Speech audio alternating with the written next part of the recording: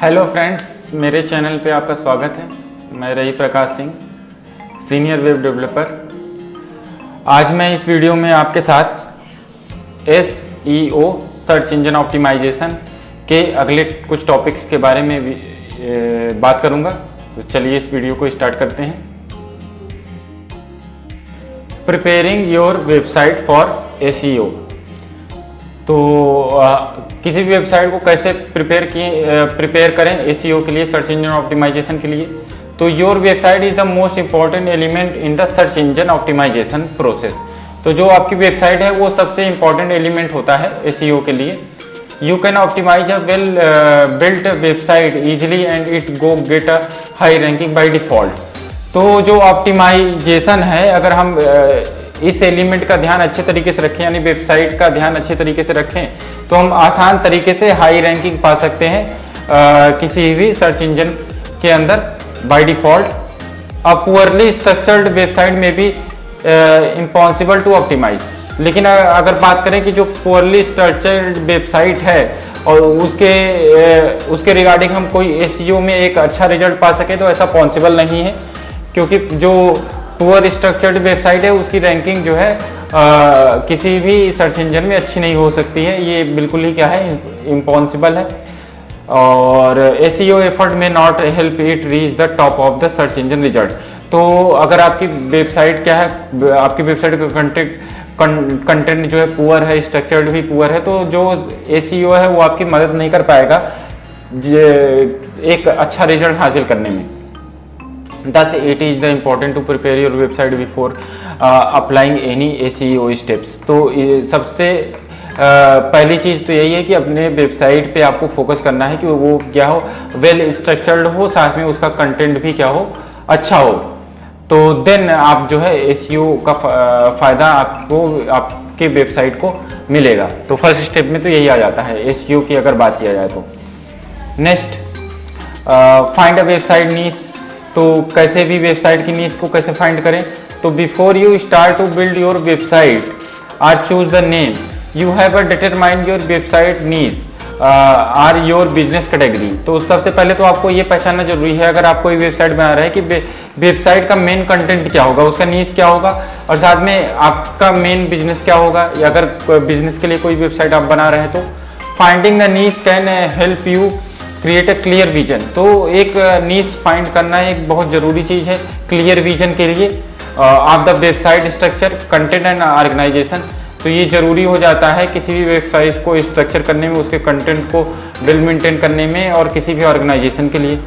Also it will give you idea about the type of visitors. और इसके अलावा एक आइडिया भी मिल जाता है एक पार्टिकुलर नीश होने से कि उसके विजिटर किस तरीके के होंगे।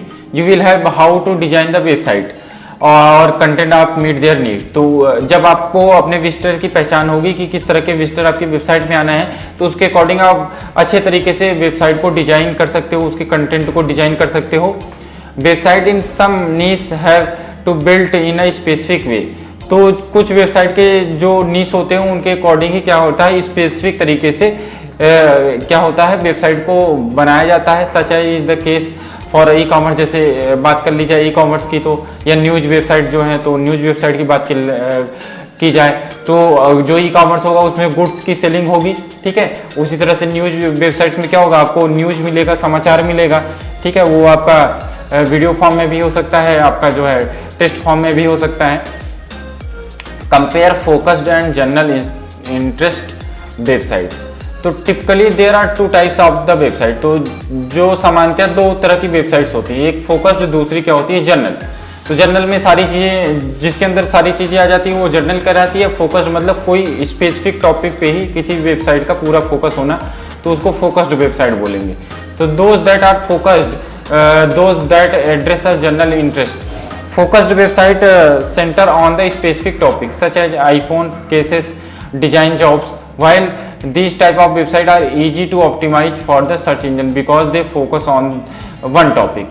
तो जो फोकस्ड वेबसाइट है इनको ऑप्टिमाइज करना या इसमें SEO का इस्तेमाल करना ज़्यादा आसान होता है, क्योंकि इसका टॉपिक क्या होता है, सेंट्रिक होता है, मतलब सेंटर्ड होता है, मतलब एक ही टॉपिक पे होता है, जनरल नहीं होता है। और it is not optimize search engine because focus on one topic. It is not always easy to achieve the required target, especially if the website is niche website, few visitors.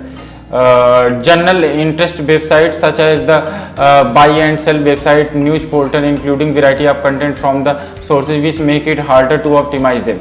तो वहीं अगर हम बात करें जर्नल वेबसाइट्स की, ठीक है, तो जर्नल वेबसाइट्स में क्या होता है, क्योंकि वो हर तरह का कंटेंट अपने अंदर कंटेंट करता है, तो उसको ऑप्टिमाइज करना उतना आसान नहीं रहता है कंपैरिजन अगर बात किया जाए फोकस्ड वेबसाइट के कंपैरिजन में. At the same time they are not as risky as the focused website because they include different content categories. तो अगर इस टाइम बात की जाए they are same time not risky as focused website because they include different content categories. different content होने के कारण क्या हो सकता है, अगर बात करें जाए फोकस्ड वेबसाइट के कंपैरिजन में तो उतना रिस्की भी नहीं है. बट इसको हम किस तरीके से दोनों वेबसाइट के लिए कौन कौन से तरीके अपनाते हैं SEO में, वो हम आगे जो है डिस्कस करेंगे. Determine what audience need. तो ये भी बहुत ज़रूरी चीज़ है, अपने ऑडियंस को पहचानना, अपने उपभोक्ताओं को पहचानना या कस्टमर्स को पहचानना कि उनकी क्या नीड है, क्या डिजायर है और किस कारण वो हमारी वेबसाइट पे आएंगे.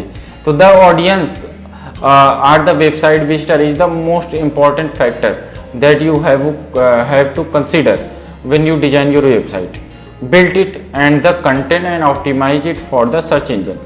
तो मैंने बताया कि जैसा ये बहुत ज़रूरी है किसी भी वेब डेवलपमेंट या वेब डिजाइनर के लिए कि उसका जो ऑडियंस होगा वो कौन होगा, तो उसी के अकॉर्डिंग उसको क्या किया जाता है, डिजाइन किया जाता है.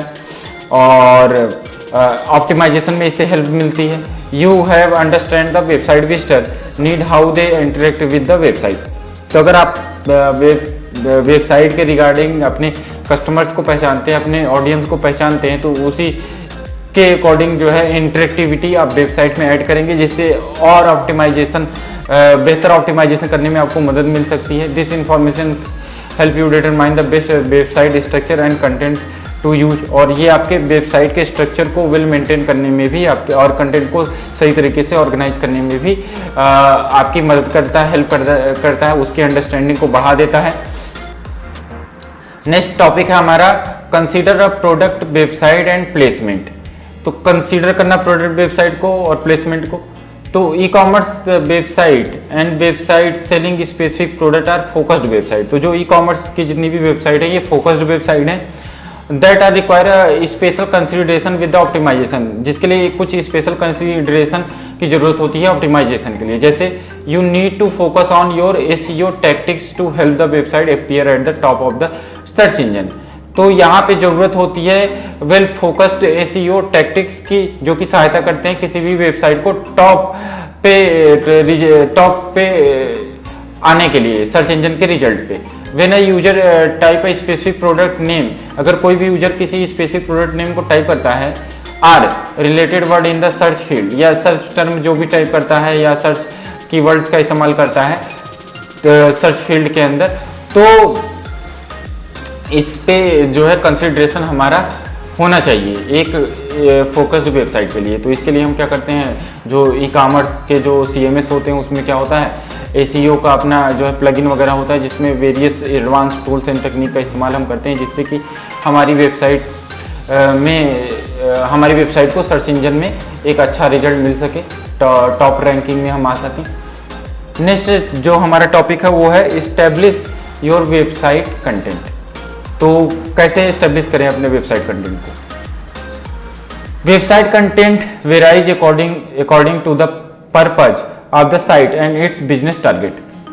For example content on e commerce website focused on the product information. तो जो ई कॉमर्स, अगर उदाहरण के लिए बात की जाए तो जो ई कॉमर्स जो आपकी वेबसाइट्स होती है वो क्या करती है, प्रोडक्ट इन्फॉर्मेशन पे फोकस करती है, उसके रिव्यूज पे फोकस करती है, इमेज प्रीव्यूज पे फोकस करती है, प्रोडक्ट पे फोकस करती है.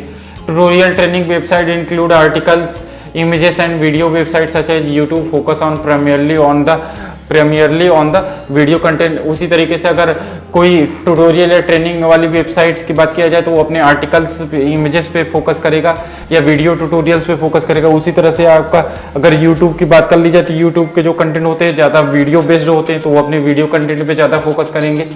तो यहाँ पे क्या है, वेबसाइट के कंटेंट को जो है कंसीडर किया जा रहा है। इसके बाद नेक्स्ट हेडिंग है आपका जनरेट रिवेन्यू। रिवेन्यू कैसे जनरेट करेंगे? तो there are many ways to generate revenue from your website. तो बहुत लोग क्या होते हैं, वेब डिजाइनिंग एक बेसिक लेवल पे कर सकते हैं, बट उनको पता नहीं होता है कि अपनी वेबसाइट का इस्तेमाल वो रिवेन्यू वगैरह जनरेट करने के लिए कैसे करेंगे। तो ये भी एक डीप टॉपिक है जिसके बारे में काफ़ी डिटेल से डिस्कस किया जा सकता है। तो यहाँ पे मैं शॉर्ट में डिस्कस करूँगा और किसी अन्य वीडियोज में या पूरा एक प्लेलिस्ट ही हम बनाएंगे जिसमें हम बात करेंगे कि वेबसाइट से हम किस तरीके से पैसे कमा सकते हैं। बहुत लोग इस बारे में कंफ्यूज हैं, तो वहाँ पे सारी कंफ्यूजन दूर होगी आपकी। तो there are many ways to generate revenue from your website.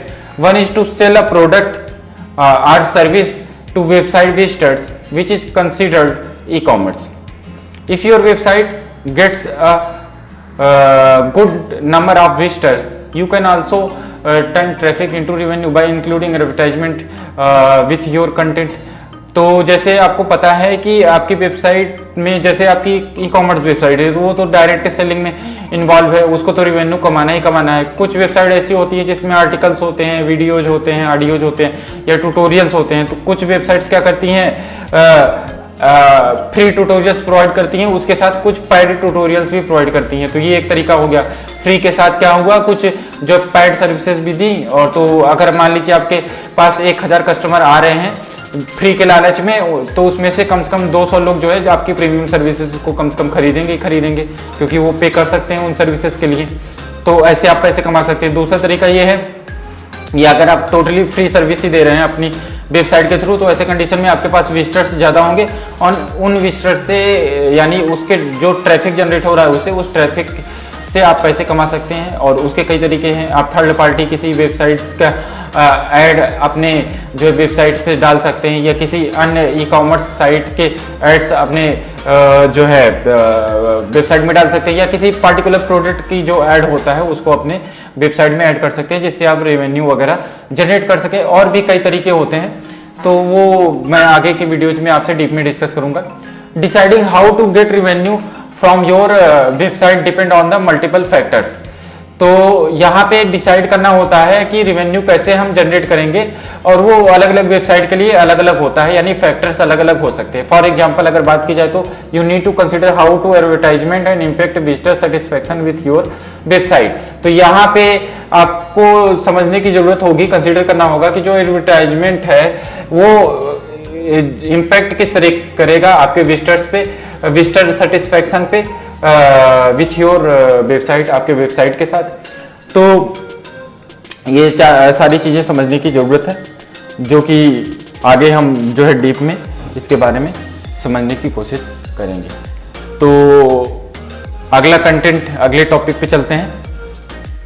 Next topic है हमारा एनालाइज टॉपिक्स एंड ट्रेंड्स।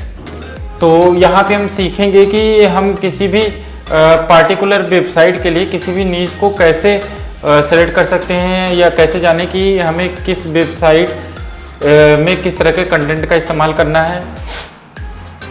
तो चलिए देखते हैं। To learn about different businesses niche and trends you need to examine each niche with regard to people's interest. तो आपकी जो website होनी चाहिए, या पहले से ही आपका कोई वेबसाइट आपने डिसाइड कर लिया है कि आपको सेंट्रिक बिजनेस किसी फील्ड में करना है, तो आपका नीश बिल्कुल आपके पास क्लियर है कि आपको उस ही फील्ड में बिजनेस करना है। अगर आपको यही नहीं पता है कि आपको किस टॉपिक से रिलेटेड वेबसाइट बनानी है, तो यहाँ पे ये टॉपिक आपके लिए ही है, इसमें ये आपकी हेल्प कर सकता है।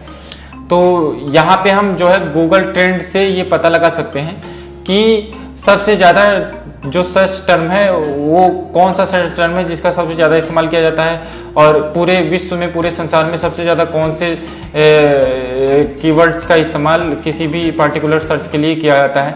जैसे one useful tool to analysing each niche is Google trends. With this tool you can type any keyword.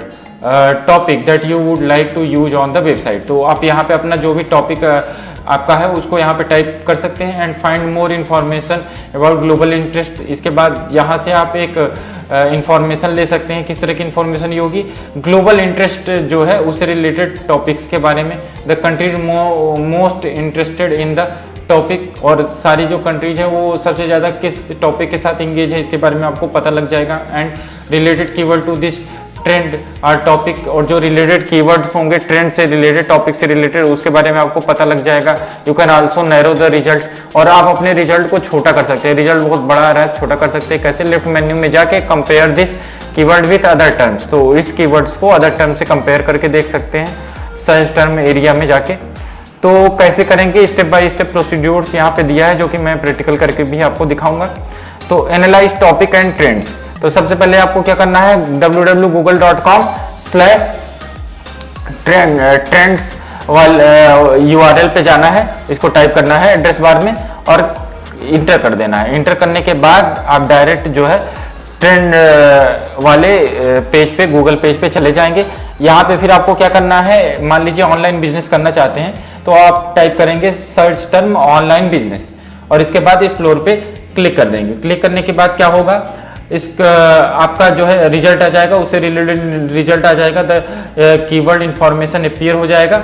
और देन इसके बाद क्या करेंगे, स्क्रॉल द रीजनल इंटरेस्ट, तो ये जो आपका इधर लेफ्ट साइड में होगा, इस रीजनल इंटरेस्ट पे आपको क्या करना होगा, क्लिक करना होगा। देन आप क्या करेंगे, the map show the interest by region appear, तो बाय रीजन क्या होगा, मैप शो करेगा। तो इस पे आपको क्या करना है, अगर आप जिस भी कंट्री से हैं उस कंट्री को आपको सेलेक्ट करना है। जैसे एग्जांपल के लिए यहाँ पे यूनाइटेड स्टेट दिया हुआ है तो आप यूनाइटेड स्टेट पे जाके रीजन पे सेलेक्ट कर सकते हैं। जैसे इंडिया के लिए बात किया जाए तो आप इंडिया पे जाके इस तरीके से, जैसे मैप यहाँ पे दिख रहा है तो इस मैप पे जाके आप क्लिक कर सकते हैं। तो इस तरीके से हम क्या करेंगे, सर्च टर्म वगैरह के बारे में गूगल ट्रेंड से जानकारी ले सकते हैं। टिप्स भी देख लीजिए, इसके बाद मैं प्रैक्टिकल करके दिखाता हूँ। How can I compare two or more search terms, कैसे कंपेयर करेंगे, तो इसके लिए you can compare two more search term in the search term section. इसके लिए आपको क्या करना है, क्लिक ऐड टर्म में जाना है, then type the term you would like to compare, then press enter to get a comparison between term on the map. You can use this option to compare two or more term before choosing term for your website। तो इस तरीके से आप compare कर सकते हैं। मान लीजिए कंफ्यूज हैं आप 2 से 3 नीस के बीच में कि मुझे कौन सा नीस सेलेक्ट करना चाहिए, कौन सा टर्म सेलेक्ट करना चाहिए, तो आप जो है उनको कंपेयर करके देख सकते हैं कि सबसे ज़्यादा इंटरेस्ट पीपल्स का किन टर्म्स में है। How can eye view the interest for the related terms, तो कैसे देख सकते हैं आप, तो you can view the related term for your keyword at the bottom of the result page. When you click one of these related term, you will be taken to a new result page which show global interest for the new term and different related terms। तो ये 2 तरीके हैं। तो चलिए practical start करते हैं। तो दोस्तों सबसे पहले हम जो है गूगल ट्रेंड्स पे जाएंगे, तो गूगल सर्च इंजन का इस्तेमाल करके यहाँ पे लिखेंगे हम गूगल ट्रेंड्स।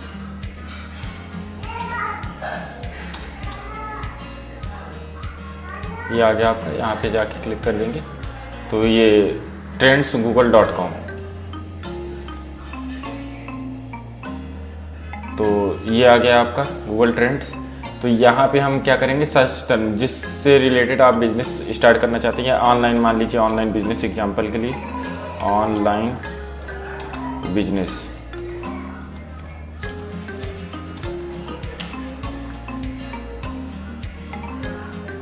तो यहाँ पे देखिए इंटरेस्ट ओवर टाइम, ये इसका आपका जो है मैप शो कर रहा है। इसके अलावा ये रीजन वाइज शो कर रहा है आपका, दिल्ली, पांडुचेरी, महाराष्ट्र, तमिलनाडु, तेलंगाना, पांडुचेरी। तो लोकेशन के हिसाब से मेरे जो रीजन है उसको यहाँ पे डिटेक्ट कर लिया गया है, यानी भारत को डिटेक्ट कर लिया गया है और उसके हिसाब से यहाँ पे डेटा दिखा रहा है। रिलेटेड टॉपिक्स जो है आपका यूनो टॉपिक है, मीशो बिजनेस है, क्लाउड कंप्यूटिंग, ऑर्गेनाइजेशन टाइप है, वेंडर टॉपिक्स है और रिलेटेड क्यूरीज। तो ये रिलेटेड क्यूरीज यहाँ पे दिया हुआ है। मोर रिजल्ट्स आप देखना चाहते हैं तो शो वन ऑफ मतलब यहाँ पे क्लिक करके आप और भी स्टेट्स में का जो डेटा है उसको आप देख सकते हैं यहाँ से, ये इस तरीके से। उस तरह से आपको रिलेटेड टॉपिक देखना है तो यहाँ पे आप क्लिक करेंगे, electronic topic, commerce topic, purchasing topic, तो ये सारी चीज़ें यहाँ पे दिखाएंगी। और ये आपका रिलेटेड क्यूरीज कि ऑनलाइन बिजनेसेस के रिगार्डिंग किन किन क्यूरीज का इस्तेमाल जो है किया जाता है सर्च इंजन्स में। तो ये हो गया आपका।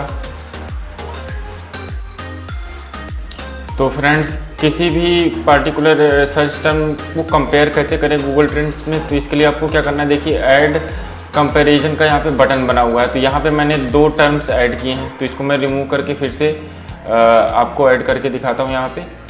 तो ये मैंने रिमूव कर दिया। तो अभी मेरा एक टर्म है ऑनलाइन बिजनेस, तो इस टर्म को मुझे किसी और सर्च टर्म से अगर कंपेयर करना है तो मैं यहाँ पे टाइप कर देता हूँ बुकिंग बिजनेस से कंपैरिजन करें, BOOKING बुकिंग बिजनेस, BUSINESS। तो यहाँ पे मैंने इंटर कर दिया। तो यहाँ पे देखिए 2 टर्म्स आ गए। अब इन दोनों का कंपैरिजन यहाँ पे मैप पे आपका दिखा रहा है। इसके अलावा आप 1 से 2 या 2 से ज़्यादा सर्च टर्म को कंपेयर कर सकते हैं। तो मैंने यहाँ पे होटल बिजनेस, होटल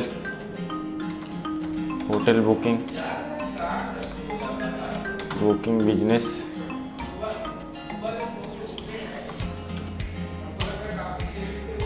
देखिए मैंने इसको भी ऐड कर दिया। तो ये देखिए इनका अपना जो है कलर यहाँ पे शो कर रहा है। रेड कलर वाला आपका जो है बुकिंग बिजनेस है, और जो आपका येलो कलर में है वो आपका होटल बुकिंग का है, और ये जो ऑनलाइन बिजनेस है ये आपका नीले कलर से शो कर रहा है। तो ऑनलाइन बिजनेस और booking business and hotel business यहाँ पे भी दे रहा है आपका।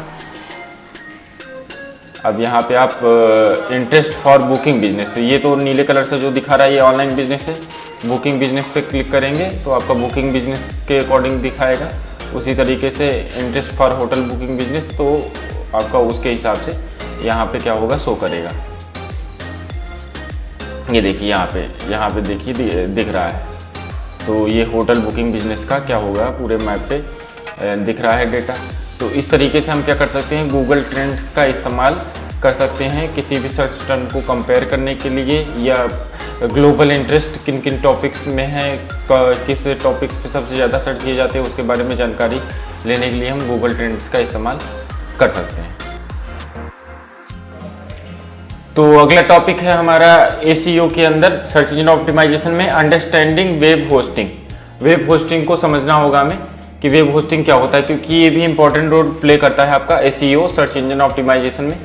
तो a web host is the online server or place where you upload your website files. The server is a computer with a special hardware configuration that enables it to save 1 or more website files.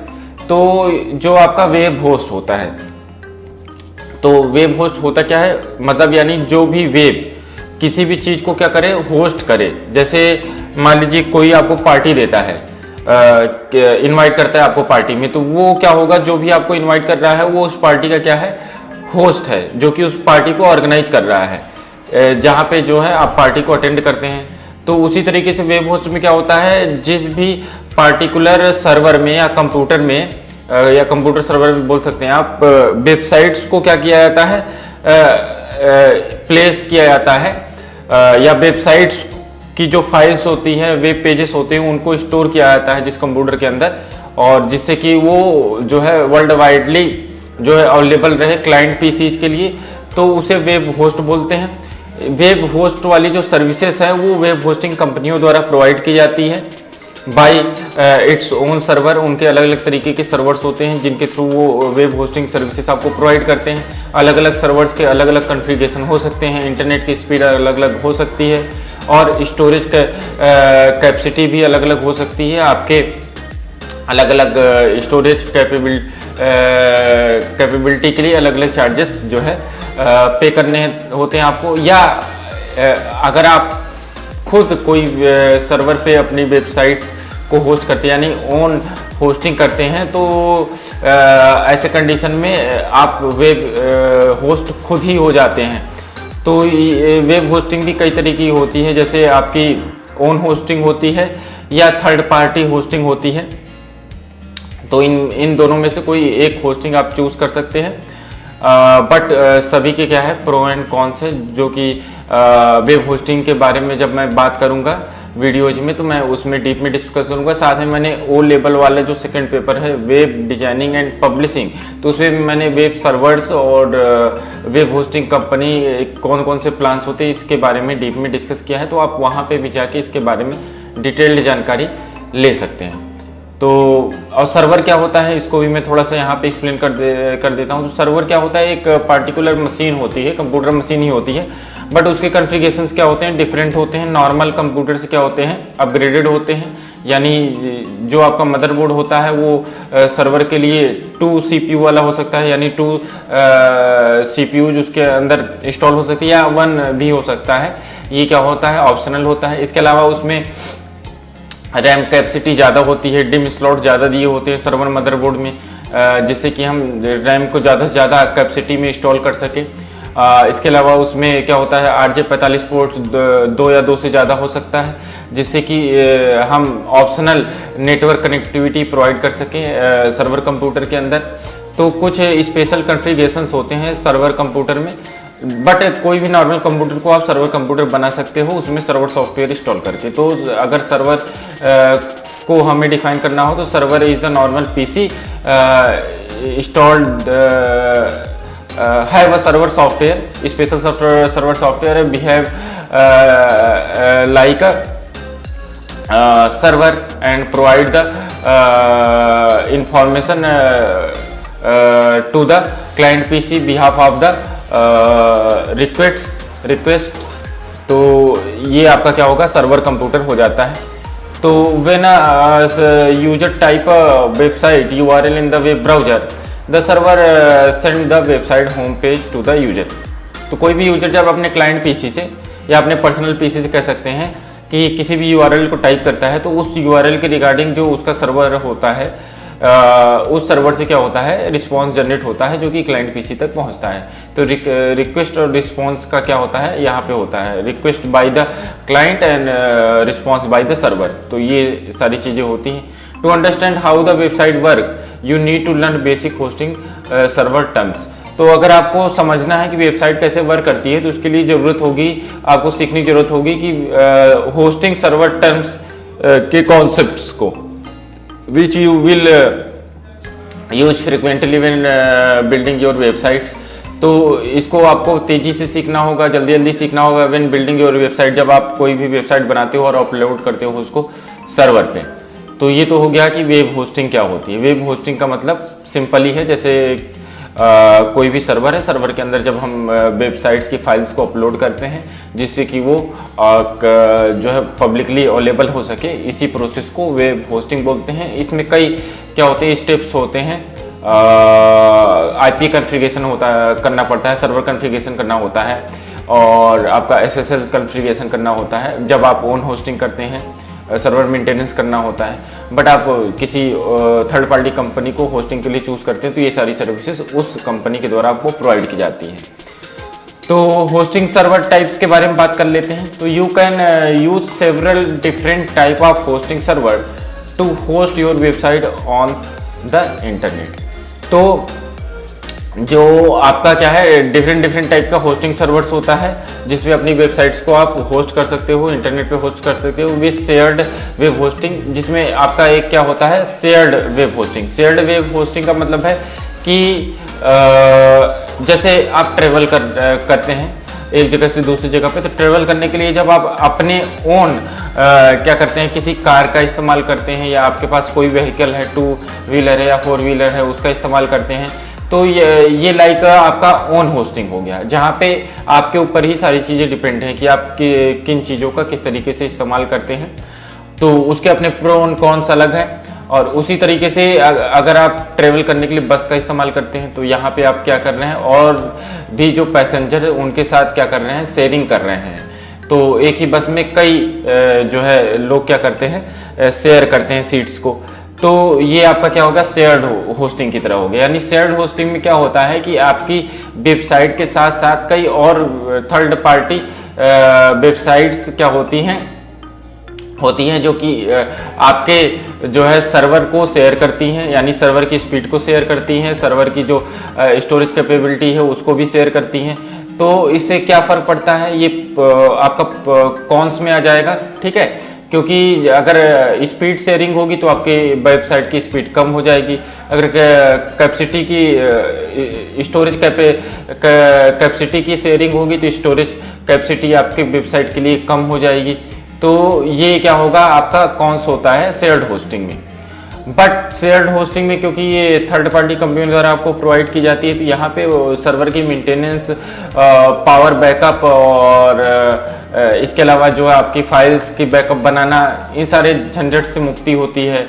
Server को protect करना, तो ये सारे चीज़ आपको नहीं करना पड़ता है अगर आप शेयर्ड होस्टिंग लेते हैं। Many websites are located in the one server and each website has its own patron on the server। तो कुछ वेबसाइट क्या होती है जो शेयर्ड होस्टिंग लेती हैं, तो वो क्या होती हैं, एक ही सर्वर पे एक से ज़्यादा वेबसाइट्स हो सकती हैं जो शेयर होस्टिंग में होता है, और कुछ वेबसाइट ऐसी होती है जो अपनी ओन होस्टिंग का इस्तेमाल करते हैं, ओन सर्वर का इस्तेमाल करते हैं। तो क्या होता है, ज़्यादा पावरफुल प्लेटफॉर्म होता है। अगर ओन सर्वर है तो उस पर फुल ही जो इंटरनेट स्पीड है केवल सिंगल वेबसाइट के लिए ही होगा। बट उसके भी अपने प्रो एंड कॉन्स होते हैं। सारी चीज़ें आपको मेंटेन करनी होगी, कॉम्प्लेक्सिटी आपको मेंटेन करनी होगी, पावर बैकअप बना के रखना पड़ेगा, वेबसाइट का बैकअप बना के रखना पड़ेगा। तो ये सारी चीज़ें आपको डील करना पड़ेगा। तो दोनों का क्या है, अलग अलग जगहों पे अलग अलग तरीके से इस्तेमाल होता है, अपनी इनकी इंपॉर्टेंस होती है। जैसे कोई आप ऑनलाइन बिजनेस डालना चाह रहे हो, लाइक ई कॉमर्स, तो ऐसे कंडीशंस में आपका डेटा बहुत क्रूशियल है, उसे आप किसी और थर्ड पार्टी कंपनी के साथ शेयर नहीं करना चाहते हैं। तो ऐसे कंडीशंस पे आपको ओन होस्टिंग करनी होगी, यानी अपने खुद के सर्वर पे वेबसाइट्स को जो है होस्ट करना होगा। अगर आप नॉर्मली कोई वेबसाइट बना रहे हैं तो ऐसे कंडीशन में आप जो है शेयर्ड होस्टिंग का इस्तेमाल कर सकते हैं। और अगर वेबसाइट की जो स्कोप है जिसमें हमें कम कैपेसिटी, स्टोरेज कैपेसिटी का इस्तेमाल कर रहे हैं, तब पर भी आप जो है शेयर्ड होस्टिंग का इस्तेमाल कर सकते हैं। तो this service is cheap suitable for a new website that do not have many visitors. तो जो शेयर्ड होस्टिंग है वो अच्छी है अगर आप वेबसाइट का स्टार्ट करते हैं और कम पैसे में जो है अपनी वेबसाइट को होस्ट करना चाहते हैं, और अभी जब शुरुआत कर रहे हैं तो आपके पास ज़्यादा विजिटर्स होंगे नहीं, तो आप शेयर्ड होस्टिंग इस्तेमाल कर सकते हैं। Once you website has a greater number of visitors, जब आपके पास वेबसाइट के लिए ज़्यादा नंबर्स में ज़्यादा विजिटर हो जाएं, तो you can transfer your website file to more professional server. तो इसके बाद उस वेबसाइट को आप मोर प्रोफेशनल वेब सर्वर पे क्या कर सकते हैं, ट्रांसफ़र कर सकते हैं, या डेडिकेटेड सर्वर, या एक डेडिकेटेड सर्वर पे भी ट्रांसफ़र कर सकते हैं। अब ये डेडिकेटेड सर्वर क्या होता है इसको भी मैं एक्सप्लेन कर देता हूँ। अभी मैंने आपको ओन सर्वर और शेयर्ड होस्टिंग के बारे में मैंने बताया। डेडिकेटेड सर्वर भी थर्ड पार्टी होस्टिंग कंपनियों द्वारा प्रोवाइड की जाने वाली एक सर्विस है, जहां पे आपको एक सर्वर मशीन दी जाएगी जिसपे आपकी वेबसाइट क्या होगी, रन करेगी, कोई अन्य क्लाइंट की वेबसाइट जो है रन नहीं करेगी। तो इसको बोलते हैं डेडिकेटेड सर्वर। तो डेडिकेटेड सर्वर में आपकी ही वेबसाइट केवल रन करती है, और इसके लिए आपको ज़्यादा चार्जेस पे करना पड़ता है comparison of the share hosting किसी थर्ड पार्टी होस्टिंग कंपनी को। तो ये डेडिकेटेड जो होस्टिंग है ये भी क्या है, थर्ड पार्टी होस्टिंग है, और ये आपकी ओन सर्वर वाली सर्विस से बिल्कुल अलग है। यहाँ पे यानी सर्वर का जो सारा तामझाम होता है वो होस्टिंग कंपनी जो है मेंटेन करती है, आपको इसमें कुछ भी करने की ज़रूरत नहीं होती है। तो dedicated totally to one site, and website owner should have the strong networking skills to manage it. While it expensive, it can handle large amount of traffic and large number of files।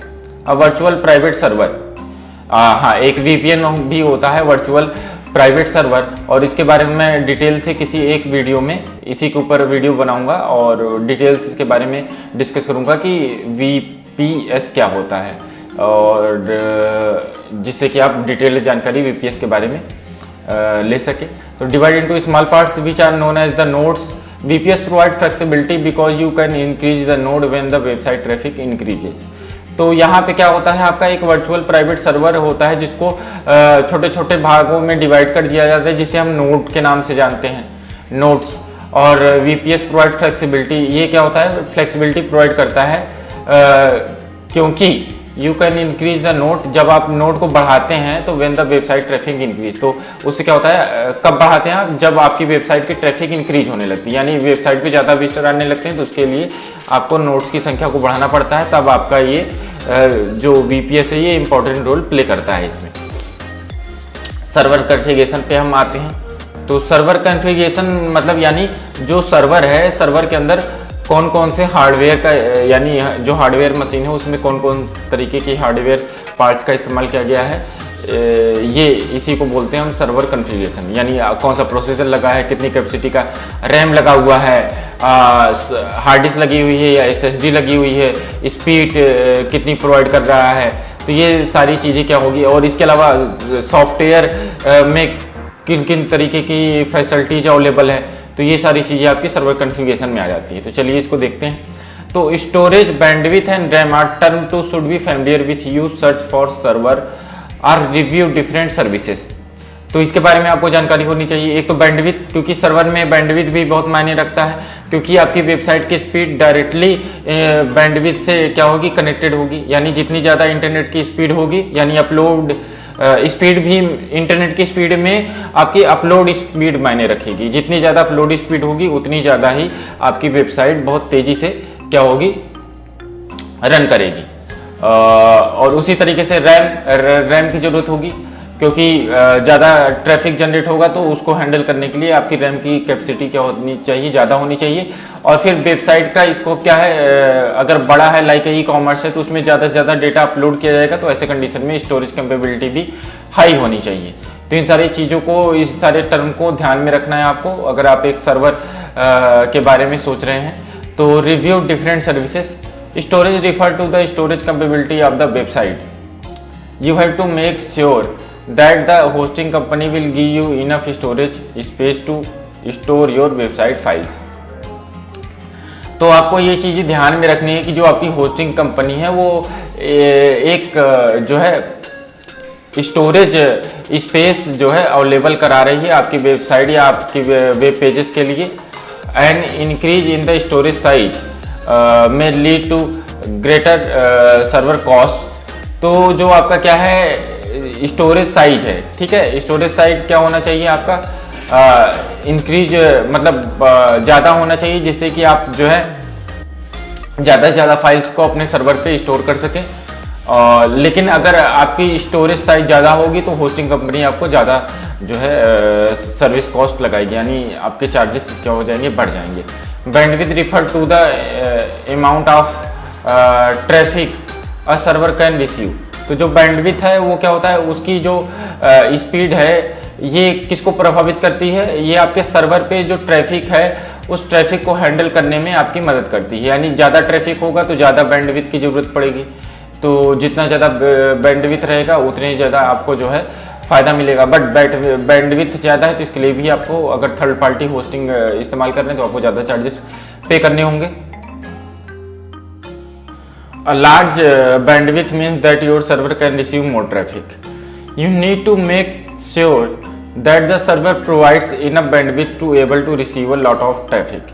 तो server को, अगर आप server का इस्तेमाल करने जा रहे हैं तो आपको सर्वर में ये देखना होगा कि आपका जो ट्रैफिक आ रहा है आपकी वेबसाइट में, वो ट्रैफिक को हैंडल करने के लिए स्पेस इनफ अमाउंट में बैंडविड्थ आपकी जो होस्टिंग कंपनी है आपको प्रोवाइड कर रही है या नहीं, उस बैंडविड्थ से आप उस ट्रैफिक को हैंडल कर सकते हैं नहीं। तो ये सारी चीज़ें आपको कंसीडर करनी होंगी। Provide a good upgrade plan to avoid any bandwidth related problem in the future. तो आपको अपने प्लान, छोटा प्लान लिया है तो जैसे ही ट्रैफिक बढ़ रही है उसके अकॉर्डिंग आपको क्या करना पड़ेगा, अपना प्लान अपग्रेड करना होगा, जिससे कि आप जो है ये बैंडविड्थ रिलेटेड प्रॉब्लम फ्यूचर में, भविष्य में फेस ना करें। RAM is the server random access memory. तो जो रैम होती है वो सर्वर के लिए रैंडम एक्सेस मेमोरी होती है। Is use to handle different website files. तो ये वेबसाइट की जो फाइल्स होती हैं उनको हैंडल करने के लिए इसका इस्तेमाल होता है, सच है JavaScript file and personal hypertext processor PHP programming language files that are use in creative dynamic website. तो इन सारी फाइल्स को हैंडल करने के लिए, प्रोसेस करने के लिए रैम की आवश्यकता होती है। तो रैम भी क्या होता है आपको देखना होगा एक पार्टिकुलर सर्वर के अंदर कि कितनी रैम आपको प्रोवाइड की जा रही है। इसके अलावा नेक्स्ट टॉपिक है हमारा सर्वर स्पीड। तो सर्वर स्पीड के बारे में बात कर लेते हैं। The website speed refer to the server ability to response to visitor. तो जो वेबसाइट की स्पीड है वो डायरेक्टली इन्वॉल्व होती है आपकी सर्वर के रिस्पॉन्स की एबिलिटी के ऊपर कि वो विजिटर्स को किस तरीके से रिस्पॉन्स दे रही है। Requesting by clicking link and loading pages. तो ये कैसे पता चलेगा, जब आप किसी लिंक पे क्लिक करोगे और पेज कितनी जल्दी लोड हो रहा है उससे आपको पता चल जाएगा। When visitor come to your website and it find it load slowly. अगर कोई विजिटर आता है और देखता है कि आपकी वेबसाइट क्या है, स्लो है, तो दे में लीव, वो उसको इरिटेशन होगा इस स्लो स्पीड से। तो वो क्या हो सकता है, आपकी वेबसाइट से हो सकता है कि चला जाए, लीव कर जाए, नेवर विजिट अगेन, और आप दोबारा आपकी वेबसाइट पे ना आए, अनलाइक द फास्ट वेबसाइट। तो इसलिए आपकी वेबसाइट क्या होनी चाहिए, फास्टली काम करनी चाहिए। तो the server loading speed effect the visitor as well as the search engines.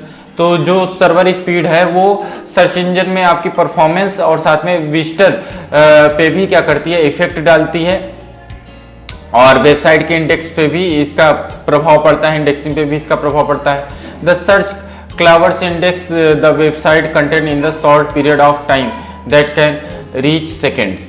तो जो सर्च क्लावर्स है जो इंडेक्स करता है आपकी वेबसाइट के कंटेंट को, तो ये क्या करता है, short period of time that can reach seconds. तो ये शॉर्ट पीरियड ऑफ टाइम का इस्तेमाल करता है जिसमें कुछ सेकेंड्स की क्या होती है, भूमिका होती है।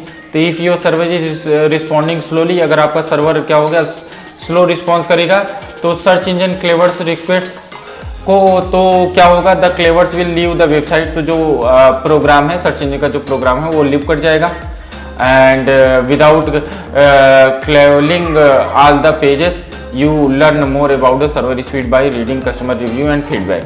आप जो है सर्वर स्पीड के बारे में कस्टमर रिव्यूज और फीडबैक से इन सब चीज़ों के बारे में जानकारी हासिल कर सकते हैं। या स्पेशल टूल्स होते हैं, उन टूल्स का इस्तेमाल करके आप सर्वर स्पीड के बारे में जानकारी ले सकते हैं। तो आगे चलते हैं नेक्स्ट टॉपिक पे, सर्वर सिक्योरिटी। सर्वर सिक्योरिटी क्या है, इसके बारे में हमें पता होना चाहिए। तो सर्वर के अंदर क्या होती है, हमारी वेबसाइट की फाइल से स्टोर होती है, वहीं से हमारी वेबसाइट की एक्सेस जो है हमारे विजिटर्स को मिलती हैं। तो सर्वर की सिक्योरिटी बहुत जरूरी है कि सारी फाइल्स उसी के अंदर स्टोर है। मान लीजिए ई कॉमर्स साइट है, इस कॉमर्स साइट में जो आपके विजिटर्स हैं उनका डेटा और सारा रिकॉर्ड क्या है उसी के अंदर है। अगर आप सर्वर की सिक्योरिटी को अच्छे से मैनेज नहीं करेंगे तो कोई भी हैकर्स आपकी इस इंफॉर्मेशन को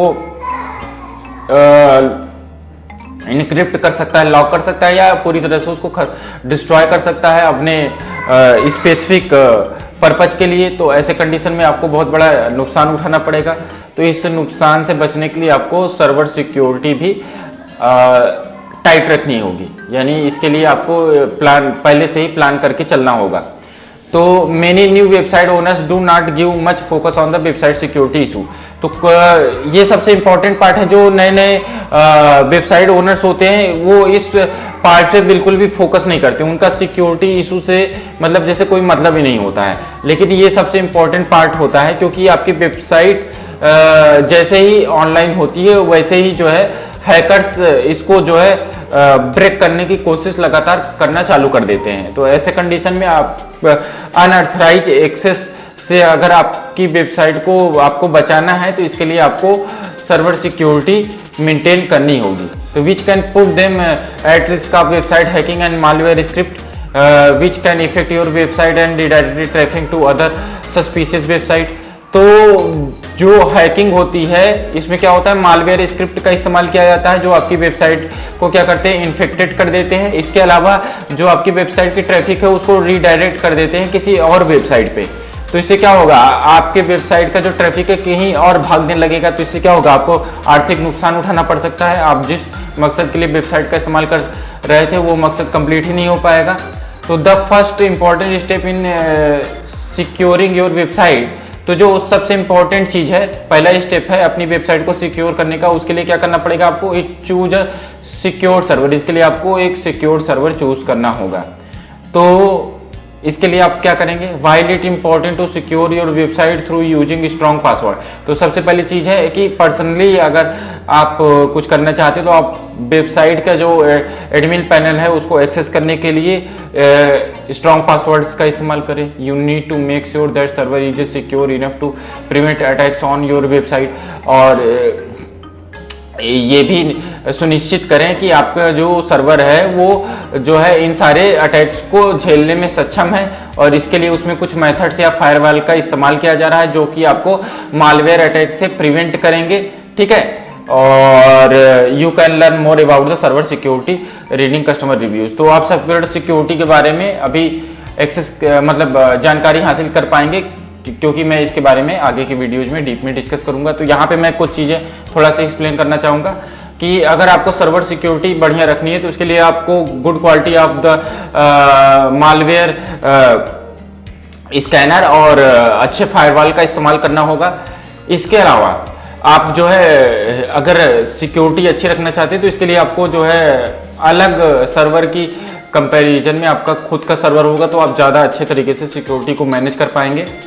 और स्पेशल टूल्स का इस्तेमाल, मतलब नए अपग्रेडेड टूल्स का इस्तेमाल करेंगे, क्योंकि जब आप किसी दूसरी होस्टिंग कंपनी की सर्विसेज लेते हैं तो ऐसे कंडीशन में आपको नहीं पता होता है कि वो कंपनियां किन तरह के टूल्स एंड टेक्निक का इस्तेमाल कर रही है और वो अपने टूल्स एंड टेक्निक को अपग्रेड कर भी रही हैं कि नहीं कर रही हैं। क्योंकि शेयर्ड होस्टिंग में क्या होता है कि इन सारी चीज़ों को इग्नोर किया जाता है, लेटेस्ट टूल्स एंड टेक्निक का इस्तेमाल उसमें नहीं होता है, और सॉफ्टवेयर क्या होते हैं बहुत पिछड़े हुए होते हैं। तो ऐसे कंडीशन में क्या होता है, आपके वेबसाइट का हैक हो जाना या उस पर किसी मालवेयर का होना ये एक बहुत कॉमन बात हो जाती है। तो इसलिए अगर आप कोई सीरियस बिजनेस करना ही चाहते हैं तो सबसे पहले आप तैयारी कीजिए सर्वर के लिए।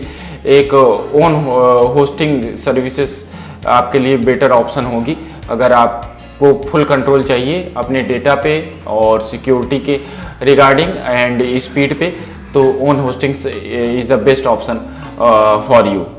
देन आगे मैं इससे रिलेटेड सर्वर सिक्योरिटी से रिलेटेड डिटेल्ड वीडियो बनाऊंगा जिसमें आपको और भी ज़्यादा जानकारी होगी कि हमें ओन होस्टिंग का इस्तेमाल किसी भी ऑनलाइन बिजनेस के लिए क्यों करना चाहिए। तो चलिए नेक्स्ट टॉपिक पे चलते हैं। नेक्स्ट टॉपिक है हमारा मैनेजिंग सर्वर्स। तो to help your control your website server, the hosting server give you a control panel.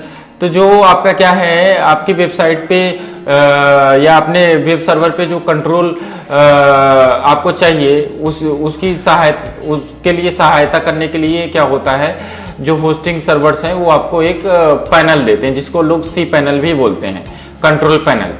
तो कंट्रोल पैनल शॉर्टकट में सी पैनल उसको बोला जाता है। तो where you can create a email and database. तो जहाँ पे आप क्या करते हो, ईमेल क्रिएट कर सकते हो, डेटाबेस क्रिएट कर सकते हैं, which save website information and content. वहीं पे अपनी वेबसाइट की इन्फॉर्मेशन और कंटेंट को सेव करते हो। You can also control different FTP account. वहाँ पे आप डिफरेंट टाइप्स के FTP अकाउंट को भी हैंडल कर सकते हो।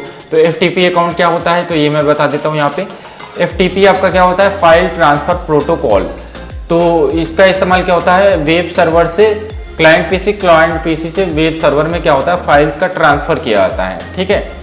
तो ये आपका अपलोडिंग डाउनलोडिंग प्रोसेस जो है FTP प्रोटोकॉल के थ्रू होता है, server to client, client to server.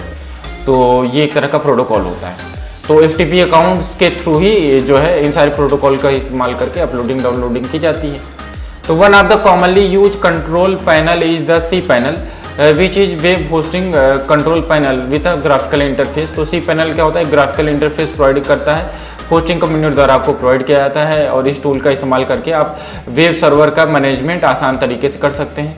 फ्लेस्क is the another web hosting control panel. जो फ्लेस्क होता है ये भी क्या है, एक अनदर कंट्रोल पैनल है जिसका इस्तेमाल आप एडमिनिस्ट्रेशन वेबसाइट का एडमिनिस्ट्रेशन करने के लिए करते हैं, मेल अकाउंट्स या मेल अकाउंट्स को हैंडल करने के लिए करते हैं।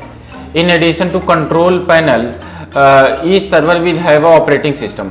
तो जो कंट्रोल पैनल होता है, तो जो सर्वर होते हैं उसमें उनका एक अपना ऑपरेटिंग सिस्टम होता है। वो कोई भी ऑपरेटिंग सिस्टम हो सकता है, वो विंडोज़ भी हो सकता है, लाइनक्स भी हो सकता है, आपका अन्य कोई ऑपरेटिंग सिस्टम हो सकता है, मैक ओएस हो सकता है। Which is the core system that run the server. Most server are either Linux based या सर्वर विंडोज बेस्ड। तो ज़्यादातर जो सर्वर होते हैं वो लाइनक्स बेस्ड होते हैं और कुछ क्या होते हैं आपके विंडोज बेस्ड होते हैं। Some server packages allow you to add more than one website account. तो जो कुछ सर्वर पैकेज होते हैं वो क्या करते हैं, आपको एक या एक से ज़्यादा अकाउंट सेम सर्वर पे रखने के लिए फैसिलिटेट करते हैं। Which is known as the reseller package. इसको रीसेलर पैकेज भी बोला जाता है। जैसे जो नए नए आपके क्या होते हैं वेब डिजाइनर्स होते हैं वो इस तरह के रीसेलर पैकेज का इस्तेमाल करते हैं, क्योंकि उन्हें कई वेबसाइट्स क्या करनी होती है, होस्ट करनी होती है। File transfer protocol. File transfer protocol में बारे में जानने की कोशिश करेंगे कि ये क्या होता है और इसका इस्तेमाल किस लिए किया जाता है। File transfer protocol FTP is the technology you will need to upload the file to the server and access the server folder and files। तो जो आपका फाइल ट्रांसफर प्रोटोकॉल है ये क्या है, ये एक तरह की टेक्नोलॉजी है जिसका इस्तेमाल क्या हो किस लिए किया जाता है, upload the file to the server. Server पे फाइल्स को अपलोड करने के लिए and access the server folder and files. और जो सर्वर के अंदर पहले से फाइल या फोल्डर्स बनी हुई है उसको एक्सेस करने के लिए FTP प्रोटोकॉल का इस्तेमाल किया जाता है। You can use different program to use the service. इसके लिए आप डिफरेंट तरीके के प्रोग्राम्स का इस्तेमाल यानी एप्लीकेशन का इस्तेमाल कर सकते हैं। जैसे आपका FTP क्लाइंट प्रोग्राम क्या होता है, डिफरेंट कंपनियों का अलग अलग हो सकता है। जैसे यहाँ पे दिया हुआ है such as the Fire FTP, Core FTP भी होता है, फाइल जिला होता है। इसके अलावा और भी थर्ड पार्टी कंपनियां क्या करती हैं, आपको कई एप्लीकेशन देती हैं जिससे कि आप फाइल ट्रांसफर प्रोटोकॉल का इस्तेमाल करके इसकी सर्विसेज को एक्सेस कर सके। To access the server FTP you should have the FTP URL। तो सर्वर FTP को एक्सेस करने के लिए FTP URL होना चाहिए which will direct you to FTP folder and server, जिससे कि वो URL जो है आपको डायरेक्ट कर सके FTP फोल्डर या सर्वर तक पहुंच बनाने के लिए। And the FTP user name and password through the using the FTP user name और पासवर्ड। तो पहले आपको यूजर नेम एंड पासवर्ड डालना होगा और इसके थ्रू आपका अकाउंट का अर्थराइजेशन होगा थ्रू द FTP सर्वर। इसके बाद आपको एक्सेस मिलेगा जिससे कि आप सर्वर पे जो है फाइल्स को एक्सेस कर सके या कुछ फाइल्स को सर्वर पे अपलोड कर सके। You can create an FTP account from the server control panel. FTP account कैसे बनाएंगे, तो इसके लिए आपको सर्वर का जो कंट्रोल पैनल होता है वहां पे जाना होगा और वहां पे आप FTP अकाउंट बना सकते हैं। Ask customer support to create one for you site. अगर आपको पता नहीं है FTP अकाउंट कैसे बनाते हैं तो कस्टमर सपोर्ट होता है होस्टिंग कंपनियों द्वारा, वहां पे बात करके आप कोई भी एक FTP अकाउंट बनवा सकते हैं। Usually the FTP allow you to access a specific directory. FTP के थ्रू आपको ये परमिशन दी जाती है कि आप किसी स्पेसिफिक डायरेक्टरी वगैरह को या मेन फोल्डर वगैरह को सर्वर में एक्सेस कर सकें। Which include the website files, जो कि क्या करता है अपने अंदर रखता है वेबसाइट फाइल्स को। Also known as the root folder, जिसको हम रूट फोल्डर के नाम से भी जानते हैं। There are many names for the root folder. जो रूट फोल्डर होता है उसके कई नाम हो सकते हैं, जैसे सच एज यहाँ पे दिया हुआ है पब्लिक HTML, तो पब्लिक HTML हो सकता है या होम हो सकता है। The root name can change depending on the type of server control panel. तो जो ये नेम है डिपेंड करता है आपके जो सर्वर कंट्रोल पैनल है उसके ऊपर या यूजर भी चाहे तो इन फोल्डर्स का नाम क्या कर सकता है, चेंज कर सकता है।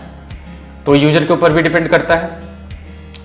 नेक्स्ट हमारा जो टॉपिक है वो है आपका वेबसाइट रिलेटेड टर्म्स। तो इसको देख लेते हैं। तो before you starting using the hosting server you want to get familiar with some important terms. तो अगर आप स्टार्ट करना चाहते हो होस्टिंग सर्वर तो उसके लिए ज़रूरी है कि आप कुछ टर्म्स के बारे में जानकारी ले लो। जैसे आपका है IP address, internet protocol address, जिसको इंटरनेट प्रोटोकॉल एड्रेस भी बोला जाता है। और is a unique number that is use to identify devices and website that connect to the internet.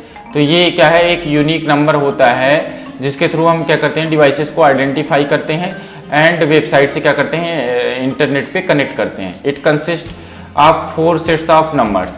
तो जो IP एड्रेस होता है वो न्यूमेरिक फॉर्म में होता है और ये 4 सेट्स ऑफ नंबर्स में होता है, सेपरेटेड विद द डॉट, जिसके बीच में क्या होता है, डॉट्स का इस्तेमाल किया जाता है एक दूसरे से सेपरेट करने के लिए। जो रेंज होती है इसकी 0 से लेके 255 तक हो सकती है।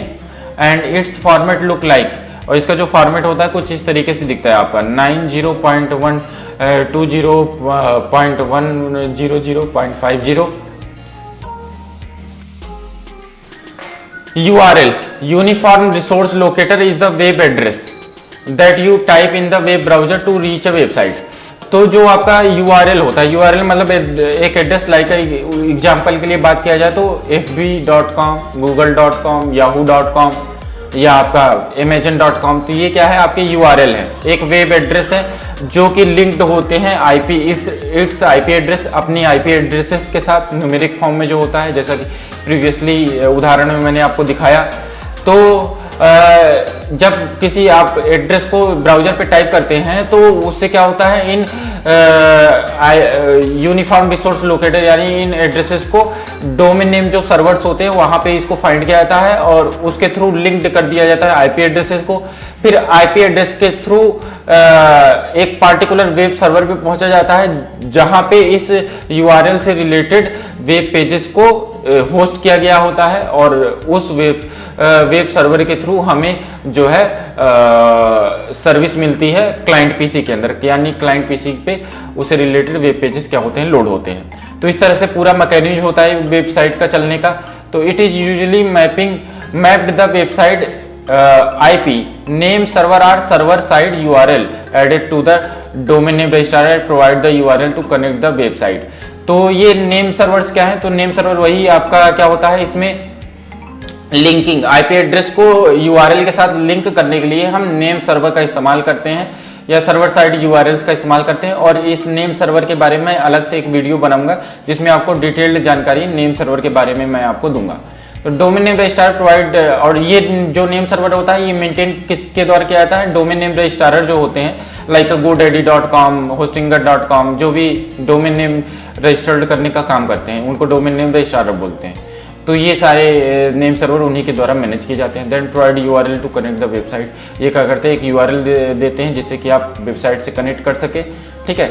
Sub domain refer to the sub sites of the main website, जो सब डोमेन होता है वो रिफर करता है सब sites of the main website. उदाहरण के लिए जैसे वेबसाइट का http www.website.com and the sub domain क्या होगा, sub.website.com। तो ये क्या होगा, आपका सब डोमेन हो गया या ये आपका क्या हो गया, मेन वेबसाइट हो गया। तो वेबसाइट और सब डोमेन एंड सब डोमेन के बारे में मैं अलग वीडियोज में डिटेल से बात करूंगा। तो चलते हैं अगले टॉपिक पे। नेक्स्ट टॉपिक है हमारा दोस्तों, चूज अ वेब होस्ट। तो one of the most important step before you start building your website is choosing a trusted hosting service company. You can find many hosting company on the internet. Take time to learn about each company and read the review on the companies. The hosting company should provide uptime for the website at all time, which is known the 99% uptime. You do not want your website go down when user try to visit it. You also need to make sure that server company provide reliable customer support. A good resource to learn about different hosting companies at findmyhosting1.com। तो host, क्योंकि जो hosting होती है तो उसमें कई categories आती है, dedicated hosting, shared hosting, own hosting. तो अगर आप किसी वेबसाइट की शुरुआत करते हैं तो इसके लिए आपको राइट होस्ट चूज करना बहुत ज़रूरी है। अगर आप एक नॉर्मल यूजर हैं और कोई जनरल वेबसाइट बना रहे हैं जो कि ई कॉमर्स नहीं है, ई कॉमर्स के अलावा किसी और टॉपिक या नीश बेस्ड वेबसाइट है, तो देन ऐसे कंडीशन में, क्योंकि आप शुरुआत ही कर रहे हैं, आपका बजट भी कम है, तो ऐसे कंडीशन में आप थर्ड पार्टी वेब होस्टिंग का इस्तेमाल करेंगे जिसमें शेयर्ड होस्टिंग हो सकती है। तो यहाँ पे आपको किसी होस्टिंग कंपनी को चुनाव करने से पहले आपको ये चेक करना होगा कि कितना उनका जो होस्टिंग सर्विसेज है उसमें अप टाइम कितना है, कस्टमर सपोर्ट किस तरीके का है। तो इन सारी चीज़ों को रिव्यू करने के लिए आप findmyhosting.1 वेबसाइट का इस्तेमाल कर सकते हैं। तो सबसे पहले ब्राउज़र ओपन कीजिए और इंटरव्यू वाले टाइप करना है आपको, और देन इंटर करना है। इंटर करने के बाद आप वेबसाइट पे पहुंच जाएंगे। वेबसाइट पे जाने के बाद आप यहाँ पे रिव्यूज़ देख सकते हैं, ठीक है। होस्टिंग कंपनियों की लिस्ट होगी जिसमें रिव्यूज वगैरह दिया होगा, और अकॉर्डिंग टू रिव्यू आप जो है कोई भी होस्टिंग प्रोवाइडर कंपनी अपने लिए चूज़ कर सकते हैं। तो scroll down on user reviews देखेंगे और द यूजर रिव्यू अपीयर, ये जैसे इस तरीके का यहाँ पे दिख रहा है फिगर में। तो what are the free hosting services, तो कुछ कंपनी आपको फ्री होस्टिंग सर्विसेज भी देती हैं, तो इसको भी समझ लेते हैं ये किस तरह की होस्टिंग है। तो some company provide free hosting services that allow you to create your website. Many of these companies provide services you can use the create blog and website that you update frequently and use the create achieved content. तो कुछ website ऐसी होती है जो free में आपको hosting provide करती है फॉर योर ब्लॉग्स या योर बेसिक वेबसाइट, यानी स्टैटिक टाइप की वेबसाइट है तो उसके लिए आप जो है फ्री होस्टिंग कंपनियां चूज़ कर सकते हैं। वो आपको कुछ स्पेस देती हैं आपकी वेबसाइट को होस्ट करने के लिए। While these hosting services are limited in resources and configuration options, they are useful beginner website owners who would like to use them as a tool to learn how website building works। तो आप इसका इस्तेमाल, अगर आप एक beginner हैं और आप सीखने के पर्पज के लिए कोई वेबसाइट बना रहे हैं, तो ऐसे कंडीशन में आप इन कंपनियों की सर्विसेज को ले सकते हैं। बट ये क्या होती है, लिमिटेड होती है, इसमें लिमिटेड रिसोर्सेज होते हैं और लिमिटेड कॉन्फ़िगरेशन होता है। तो ये बिगिनर्स के लिए ज़्यादा सही है, और बाकी का जो प्रोफेशनल लोग हैं उनको तो जो है जो चार्जेबल होस्टिंग प्लान्स है वो लेना चाहिए, क्योंकि आपको एक प्रोफेशनल तरीके से काम करना है। तो some example of these free hosting websites www.wordpress.com, www.blogger.com, और आपका इसी तरीके से और भी कई वेबसाइट है, जैसे आपका यहाँ पे है और tumblr.com है। Free hosting services are not recommended for SEO because you need to have your own website hosting server and URL and initial step. तो जो क्या है फ्री होस्टिंग सर्विसेज है ये SEO के लिए रिकमेंडेड नहीं किया जाता है, क्योंकि you need to have your own website, क्योंकि यहाँ पे ज़रूरत है आपकी अपनी वेबसाइट होस्टिंग सर्वर की, and URL as initial step, कुछ इनिशियल स्टेप्स के लिए URL की ज़रूरत होगी। तो ये सारी चीज़ों को हमें कंसीडर करना होता है। तो मैं इस वेबसाइट को ओपन करके यहाँ पे जो लिस्टेड होस्टिंग कंपनियाँ हैं, रिव्यू वगैरह कैसे हम चेक करते हैं, वो सारी चीज़ें मैं आपको प्रैक्टिकल करके दिखा देता हूँ। फ्रेंड्स, आप findmyhost.com वेबसाइट का इस्तेमाल जो है कर सकते हैं जानकारी लेने के लिए, किसी भी होस्टिंग कंपनी के बारे में, उसके क्या कस्टमर रिव्यूज हैं उसके बारे में। तो सर्च बाय होस्ट, तो यहाँ पे होस्ट आप सेलेक्ट कर सकते हैं। जैसे मैंने यहाँ पे ये वाला होस्ट मैंने सेलेक्ट कर लिया, फाइंड माई होस्ट, यहाँ पे क्लिक कर देंगे। तो यहाँ पे आपका क्या होगा, उससे रिलेटेड जो इन्फॉर्मेशन है वो शो करने लगेगी, और ये देखिए यहाँ पे सारी जानकारियाँ यहाँ पे दी हुई हैं। इसके अलावा कोई दूसरा होस्ट अगर आपको चूज़ करना है तो आप जो है उसी तरीके से यहाँ पे जो है क्लिक करके uptimesp.com इस पे जाएंगे, फाइंड माई होस्ट। तो ये देखिए उससे रिलेटेड जानकारी क्या होगी आपको यहाँ पे शो करने लगेगी। तो इस तरीके से आप और भी कई वेबसाइट्स हैं जिनका इस्तेमाल आप जो है रिव्यूज वगैरह करने के लिए, होस्टिंग कंपनियों के बारे में जानकारी लेने के लिए कर सकते हैं। इसके लिए आप गूगल सर्च कर सकते हैं। जैसे यहाँ पे कुछ वेबसाइट लिस्टेड है, यहाँ पे फाइंड माई होस्टिंग आप टाइप करेंगे तो कई वेबसाइट लिस्टेड हो जाएंगी। तो इसमें किसी वेबसाइट का ये जैसे यहाँ पे दिया हुआ है, तो ये भी है फाइंड माई होस्टिंग, तो इसका भी इस्तेमाल आप कर सकते हैं। तो गूगल बहुत सी जो है होस्टिंग कंपनी है, गोडैडी है आपका, और साइड ग्रीन है, होस्टिंगर है। तो किसी भी वेबसाइट का इस्तेमाल जो है आप होस्टिंग के लिए कर सकते हैं। कुछ फ्री होस्टिंग वाले हैं तो वो आप सर्च इंजन में टाइप करके वेबसाइट पे जाकर उससे रिलेटेड जानकारी ले सकते हैं। तो दोस्तों नेक्स्ट टॉपिक है हमारा choose the website domain. Right website domain कैसे चूज़ करें। The domain name is the URL that peoples use to access your website. It is also the first thing that the search engine check when accessing your website. तो जब भी कोई भी visitor क्या करता है, आपके वेबसाइट को एक्सेस करता है, तो वो यूआरएल के थ्रू ही एक्सेस करता है। तो पहली एक्सेसिंग आपके डोमेन नेम की ही होती है। Choosing the domain name is the very critical task because it is not changeable. ये क्या है, वेरी क्रिटिकल टास्क है, क्योंकि एक बार इसको आपने परचेज कर लिया तो ये नॉट चेंजेबल होता है, इसको चेंज नहीं कर सकते।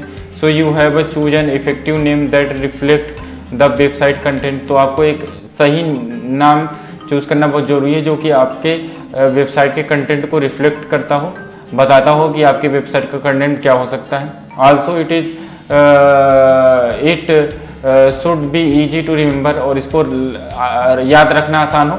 And include the important keyword in the website for better SEO result. और इम्पॉर्टेंट कीवर्ड भी हो आपके जो डोमेन नेम है उसके अंदर, जिससे कि better search engine optimization result पाया जा सके। There are many domain registrar that you have use when you are searching for domain. तो बहुत से डोमेन नेम रजिस्ट्रार हैं जिनका इस्तेमाल आप डोमेन नेम रजिस्ट्रेशन के लिए या डोमेन नेम को सर्च करने के लिए कर सकते हैं, खरीदने के लिए कर सकते हैं, जैसे सच एज GoDaddy और नेटवर्क सॉल्यूशंस। तो चूज द वेबसाइट डोमेन, इसके लिए आप GoDaddy वेबसाइट्स पे जाएंगे और यहाँ पे जाने के बाद आप इंटर करेंगे। इंटर करने के बाद GoDaddy की वेबसाइट ओपन हो जाएगी, जो फिगर में दिख रहा है इस तरीके से। तो देन आप यहाँ पे क्या करेंगे, टाइप अ डोमेन नेम, जो डोमेन नेम वाला बॉक्स है ये वाला, तो यहाँ पे अपना एक डोमेन टाइप करेंगे और इसके बाद यहाँ पे एक्सटेंशन चूज़ कर सकते हैं। तो जैसे यहाँ पे .com एक्सटेंशन चूज़ किया गया है, तो इसके बाद सर्च पे क्लिक करेंगे। तो सर्च करने के बाद आपका क्या होगा, रिजल्ट शो करेगा कि वो डोमेन नेम अवेलेबल है कि नहीं। द डोमेन नेम अवेलेबल पे so the domain is available. तो अगर अवेलेबिलिटी दिखाता है जैसे यहाँ पे दिखा रहा है, तो इसको आप परचेज कर सकते हैं, यानी अपने कार्ट में इसको जोड़ सकते हैं और इसके बाद पेमेंट वगैरह करके इस डोमेन नेम को परचेज कर सकते हैं। तो domain is added to the shopping cart and click continue to checkout. Checkout करेंगे, चेकआउट में आप जो है पेमेंट वगैरह करेंगे। Tips, what is the top level domain, TLD, shortcut में TLD बोला जाता है टॉप लेवल डोमेन को। ये क्या चीज़ है इसको समझ लेते हैं। Is the last part in the URL after the period, यानी जो पॉइंट लगा होता है जिसको पीरियड भी बोलते हैं, तो उसके बाद जो आपका एक्सटेंशन होता है उसी को क्या बोलते हैं आप, डोमेन एक्सटेंशन बोलते हैं। तो डोमेन एक्सटेंशन में आपका फेमस जो डोमेन एक्सटेंशन है .com है। तो indicating the highest level in the hierarchical domain name system DNS, many TLD have the different type of uses. For example, .com refer to the commercial website। तो जो .com है ये commercial websites को refer करता है, वहीं .net networks को refer करता है, .org ऑर्गेनाइजेशन को रिफर करता है, .tel कम्युनिकेशन को रिफर करता है। तो अलग अलग पार्टिकुलर जो डोमेन नेम है वो अलग अलग तरह की सर्विसेज को रिफर करते हैं, जैसे EDU एजुकेशन को रिफर करता है, और gov.gov गवर्नमेंट्स को रिफर करता है, gov.gov.in है तो आपका इंडियन गवर्नमेंट को रिफर करता है। तो हर एक एक्सटेंशन का अपना एक क्या होता है, खास कुछ पर्पज होता है जिसके लिए उसका इस्तेमाल किया जाता है। .in है तो उससे पता चलता है कि कोई भी पर्टिकुलर वेबसाइट किसी कंट्री, विशेष कंट्री से रिलेटेड, लाइक इंडिया। .in है तो .au है तो आपका ऑस्ट्रेलिया हो गया। तो अलग अलग कंट्री के लिए क्या होता है, अलग अलग कंट्री डोमेन का भी इस्तेमाल किया जाता है। तो बहुत अलग अलग तरीके क्या होते हैं, .org जैसे हो गया। तो बहुत अलग अलग तरीके के आपको डोमेन नेम मिल जाएंगे, जिसमें आपको चूज़ करना होगा। सबसे ज़्यादा तो .com ही इस्तेमाल किया जाता है। Most new website owners buy a domain for 1 year then renew it. तो मतलब जब आप कोई भी डोमेन नेम खरीदने जाते हैं तो कितने सालों के लिए खरीद रहे हैं ये आपको चूज़ करना होता है। बहुत यूजर्स क्या होते हैं, 1 साल के लिए खरीदते हैं। बहुत यूजर्स जो है वन टाइम पेमेंट करके उसको 10 साल या 3 साल या 5 साल के लिए भी खरीद सकते हैं, आपके पास ऑप्शन होता है। तो while this is useful for beginners, search engine give more credit to website that register for the 3 years or more। तो 3 या 3 साल से अधिक वाले जो रजिस्टर्ड डोमेन नेम है उसको जो सर्च इंजन द्वारा प्रायोरिटीज दी जाती है, जिसमें आपको सर्च इंजन ऑप्टिमाइजेशन में मदद मिल सकती है अगर आपका डोमेन लंबे समय के लिए क्या है, बुक किया गया है। For more years indicate the website owner has a strong desire to continue with the website and develop more content through the years। तो अगर लंबे समय के लिए आपने डोमेन बुक किया है तो इससे ये पता चलता है कि आप इस डोमेन का इस्तेमाल लंबे समय तक करेंगे और स्ट्रांगली इसका इस्तेमाल करेंगे और आप पूरी तरह से डेडिकेटेड हैं अपने इस URL के लिए, इस वेब एड्रेस के लिए। तो इस वजह से सर्च इंजन जो है इसको प्रायोरिटी दी जाती है सर्च इंजन के द्वारा। तो अब मैं आपको प्रैक्टिकल थोड़ा सा करके दिखा देता हूँ कि किसी डोमेन नेम को हम कैसे जो है चेक करते हैं, अवेलेबिलिटी उसकी कैसे चेक करते हैं और कैसे बुक करते हैं। तो चलिए स्टार्ट करते हैं।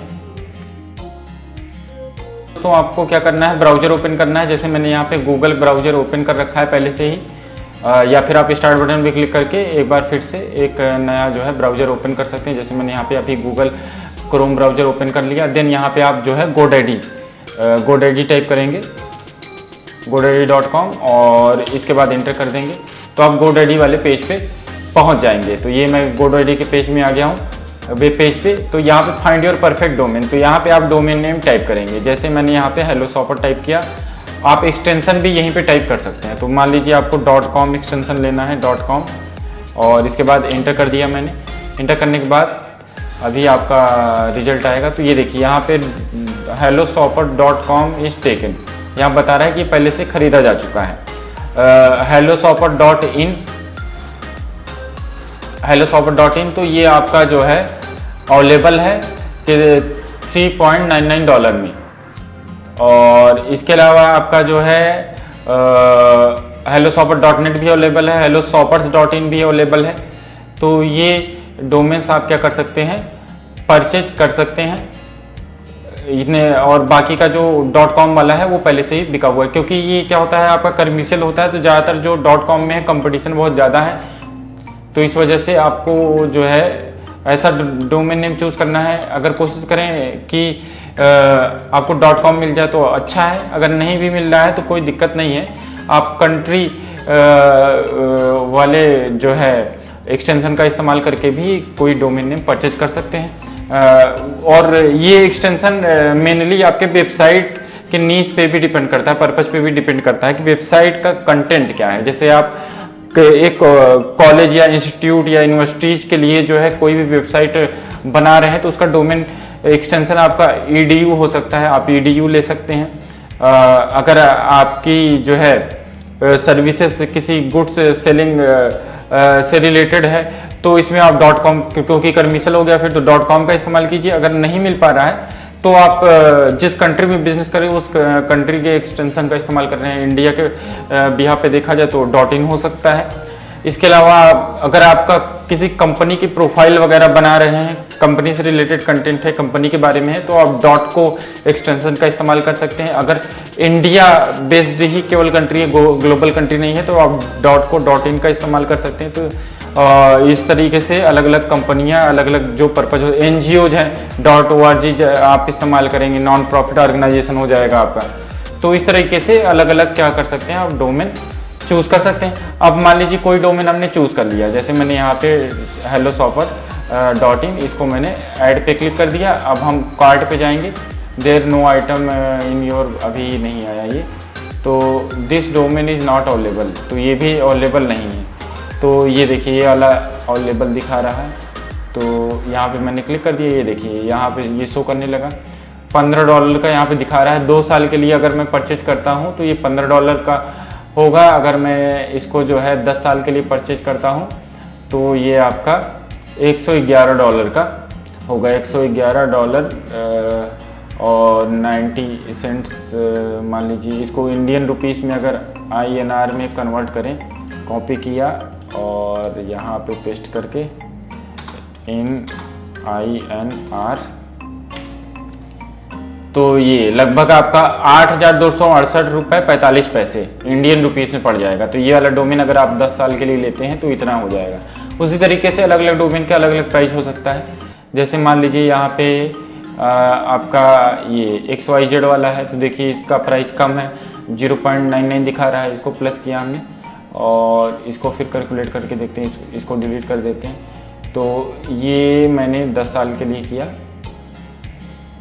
10 साल के लिए इसका $128 ही आ रहा है। तो ये वाला शायद मेरे ख्याल से ज़्यादा हो जाएगा, हाँ बिल्कुल ज़्यादा हो रहा है। 128 को अगर मैं कन्वर्ट करता हूँ 128 28 पेस्ट सर्च, तो 9524 ये वाला जो है XYZ वाले ज़्यादा महंगा हो गया। तो according to your website needs आप यहाँ पे जो है कोई भी एक्सटेंशन चूज कर सकते हैं। तो चलिए आगे चलते हैं, नेक्स्ट टॉपिक पे चलते हैं। नेक्स्ट टॉपिक है हमारा create a privacy policy page. तो दोस्तों यहाँ पे हम सीखेंगे कि कैसे हम किसी पार्टिकुलर वेबसाइट के लिए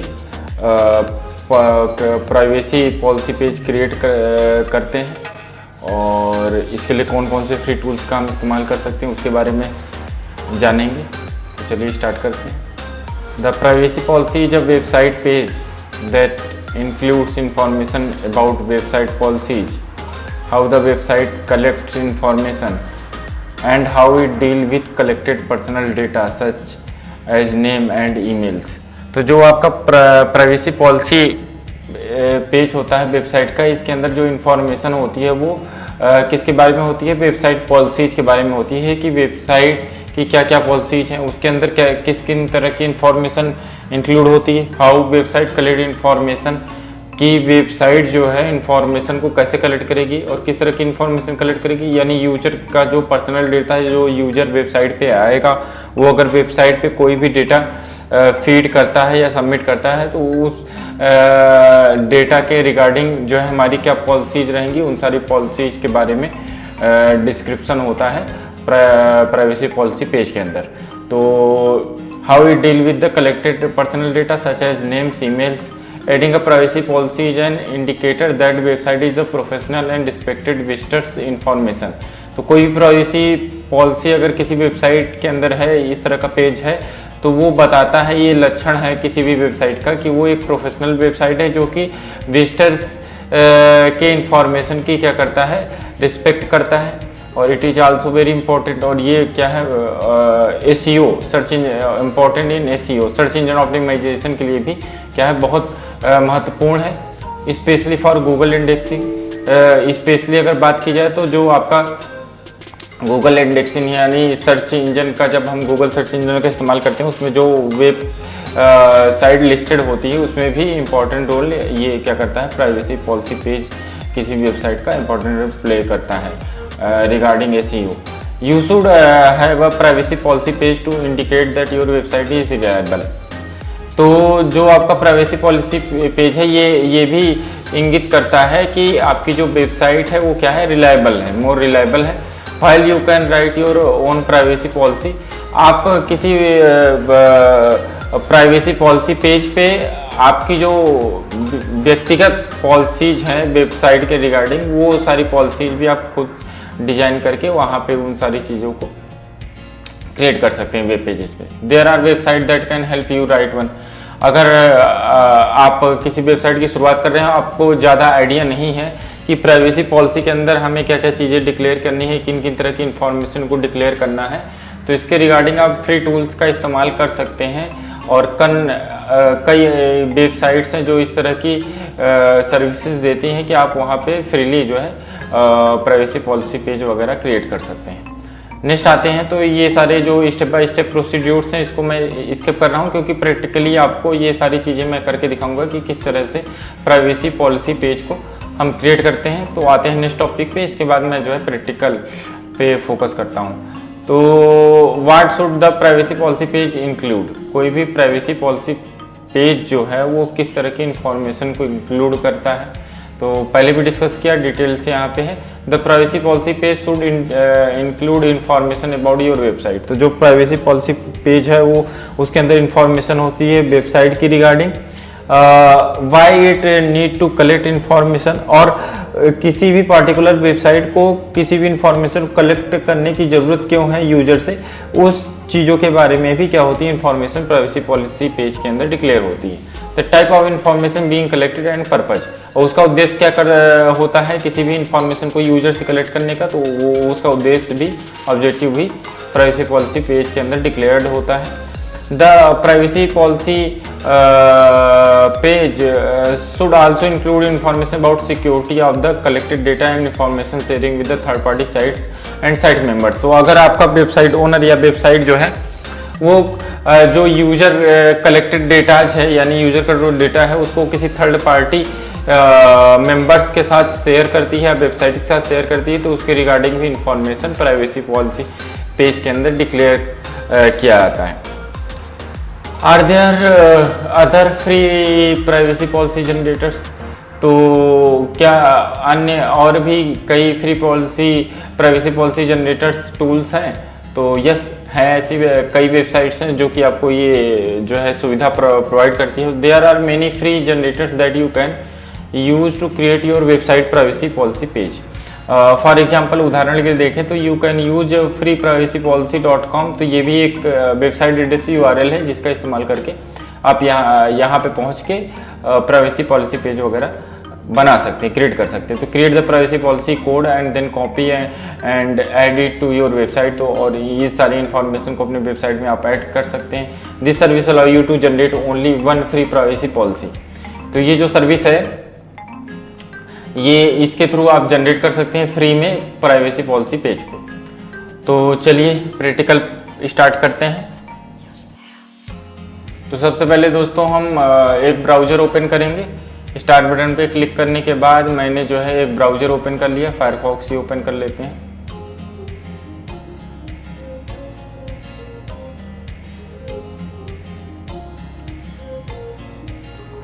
ओपन करने के बाद यहाँ पे हम जो है टाइप करेंगे, न्यू टैब ले लिया हमने, paste create a privacy policy page.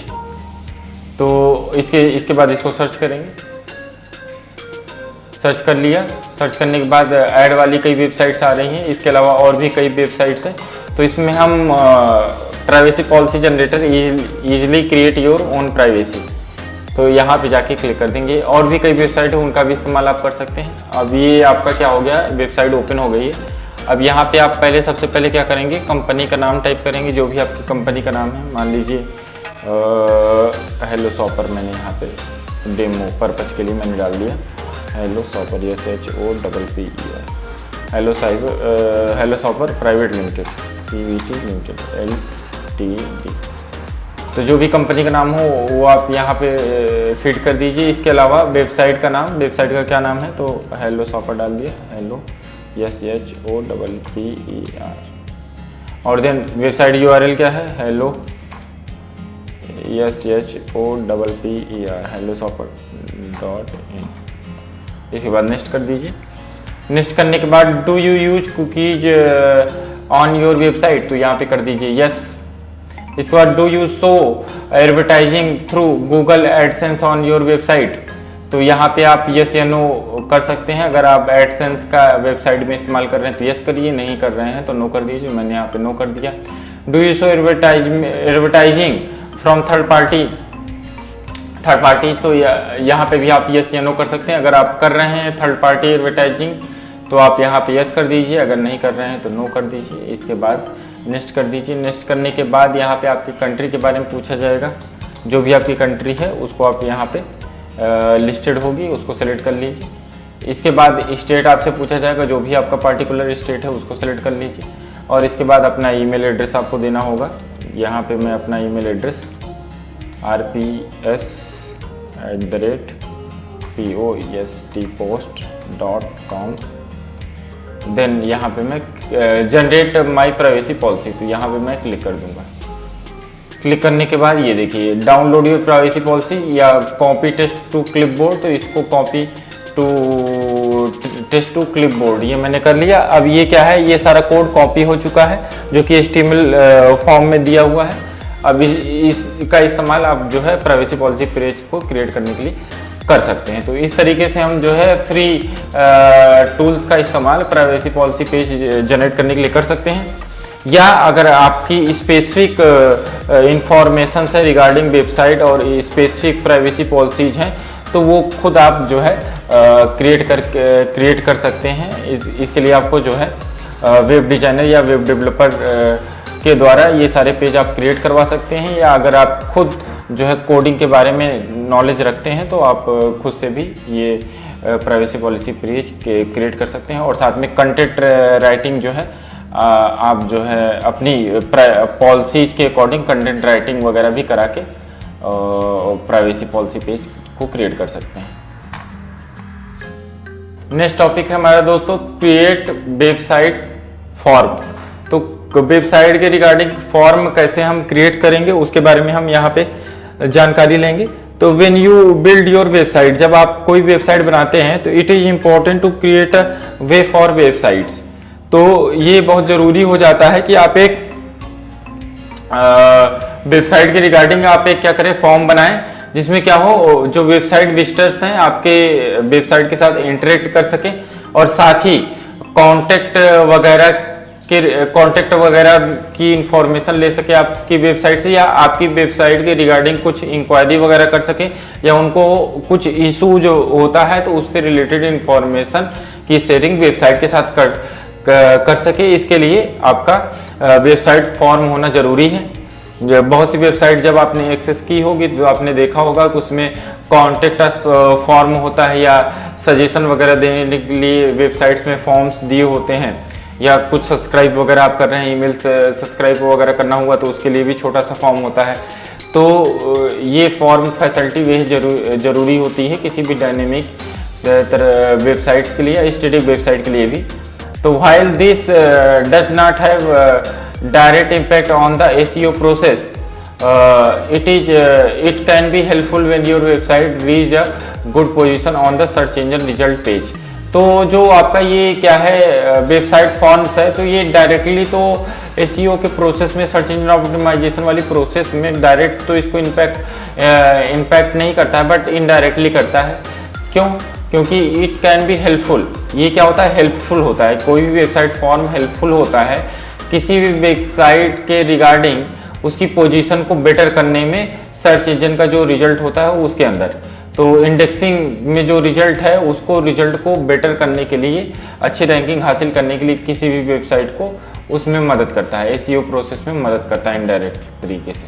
And when others need to contact you for advertising, अगर कोई अन्य थर्ड पार्टी अगर एडवर्टाइजमेंट के लिए या एडवर्टाइजिंग अपॉर्चुनिटी वगैरह आपकी वेबसाइट के रिगार्डिंग अच्छी क्रिएट हो तो उसके लिए कोलैबोरेट करने के लिए आपकी वेबसाइट से संपर्क कर सके, इसके लिए फॉर्म होना जरूरी है। और you can have many embedded contact form, आप एक या एक से ज़्यादा फॉर्म को वेबसाइट के साथ एम्बेड कर सकते हैं, जोड़ सकते हैं। And use external contact form that are provided for free.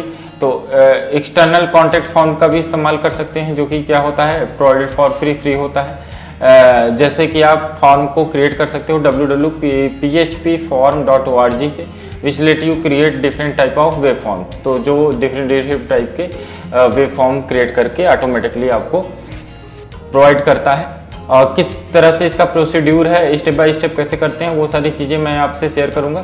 साथ में ये भी डिस्कस करना चाहूँगा कि अगर आपको जो है HTML या CSS या वेब डेवलपमेंट से आप जुड़े हुए हैं तो आप आसानी से कोडिंग करके भी वेब फॉर्म, और या वेब फॉर्म पहले से ही अवेलेबल है तो उसको थ्रू द कोड जो है उसको मॉडिफाइड वगैरह करके भी अपने वेबसाइट के अंदर इस्तेमाल कर सकते हैं। अगर आप वेबसाइट बनाने के लिए CMS, जो सबसे पॉपुलर CMS है वर्डप्रेस, अगर इसका इस्तेमाल कर रहे हैं तो आपके लिए और भी आसान हो जाता है। इसमें आप कई तरह के प्लगइन्स आते हैं इसके, तो उन प्लगइन सॉफ्टवेयर्स का इस्तेमाल करके वेब फॉर्म वगैरह आसानी से क्रिएट कर सकते हैं। तो ये भी एक तरीका है। तो चलिए वेब फॉर्म कैसे क्रिएट करते हैं इसको देख लेते हैं। तो सबसे पहले हम इस लिंक पे क्लिक करते हैं, phpform.org पे। आलो कर दिया हमने यहाँ पे, और ये नोटिफिकेशंस आ रहे हैं, इसको क्लोज कर देते हैं। तो यहाँ पे वेबसाइट ओपन हो जाएगी। वेबसाइट ओपन होने के बाद हम यहाँ पे create HTML form in the second, choose a colour to start. तो यहाँ पे कलर हम चूज कर सकते हैं। तो यहाँ पे कोई भी एक फॉर्म हम जो है कलर चूज कर लेंगे। मान लीजिए मैंने यहाँ पे ये चूज कर लिया। नेक्स्ट हम यहाँ पे क्या करेंगे, click to add a field. तो यहाँ पे जो फील्ड आपको फॉर्म में ऐड करनी है वो फील्ड यहाँ पे आप सेलेक्ट कर सकते हैं। जैसे आपको एक टेक्स्ट बॉक्स चाहिए तो इसके लिए आप यहाँ पे ये नंबर है सिंगल लाइन टेस्ट, तो ये मैंने ऐड कर दिया। तो ये देखिए ये फॉर्म आ गया यहाँ पे। इसके बाद नेम फील्ड ऐड करना है, तो नेम वाला आ गया, फर्स्ट नेम लास्ट नेम। इसके अलावा आपको एड्रेस के लिए चाहिए, तो एड्रेस वाला ये देखिए बॉक्स बन के आ गया पूरा। उसी तरीके से आपको यूजर से ईमेल एड्रेस लेना है, तो ईमेल आपने यहाँ पे ईमेल बॉक्स क्रिएट कर दिया। फ़ोन नंबर लेना है, फ़ोन नंबर के लिए आपने फ़ोन वाला बॉक्स क्रिएट कर लिया। डेट पे क्लिक करना है, अगर यूजर से लेना है आपको डेट ऑफ बर्थ, तो उसके लिए आप इस बॉक्स का इस्तेमाल कर सकते हैं। इसके अलावा जो है पैराग्राफ में कोई टेस्ट यूजर से लेना है, तो उसके लिए आप ये इस बॉक्स का पैराग्राफ बॉक्स का इस्तेमाल कर सकते हैं।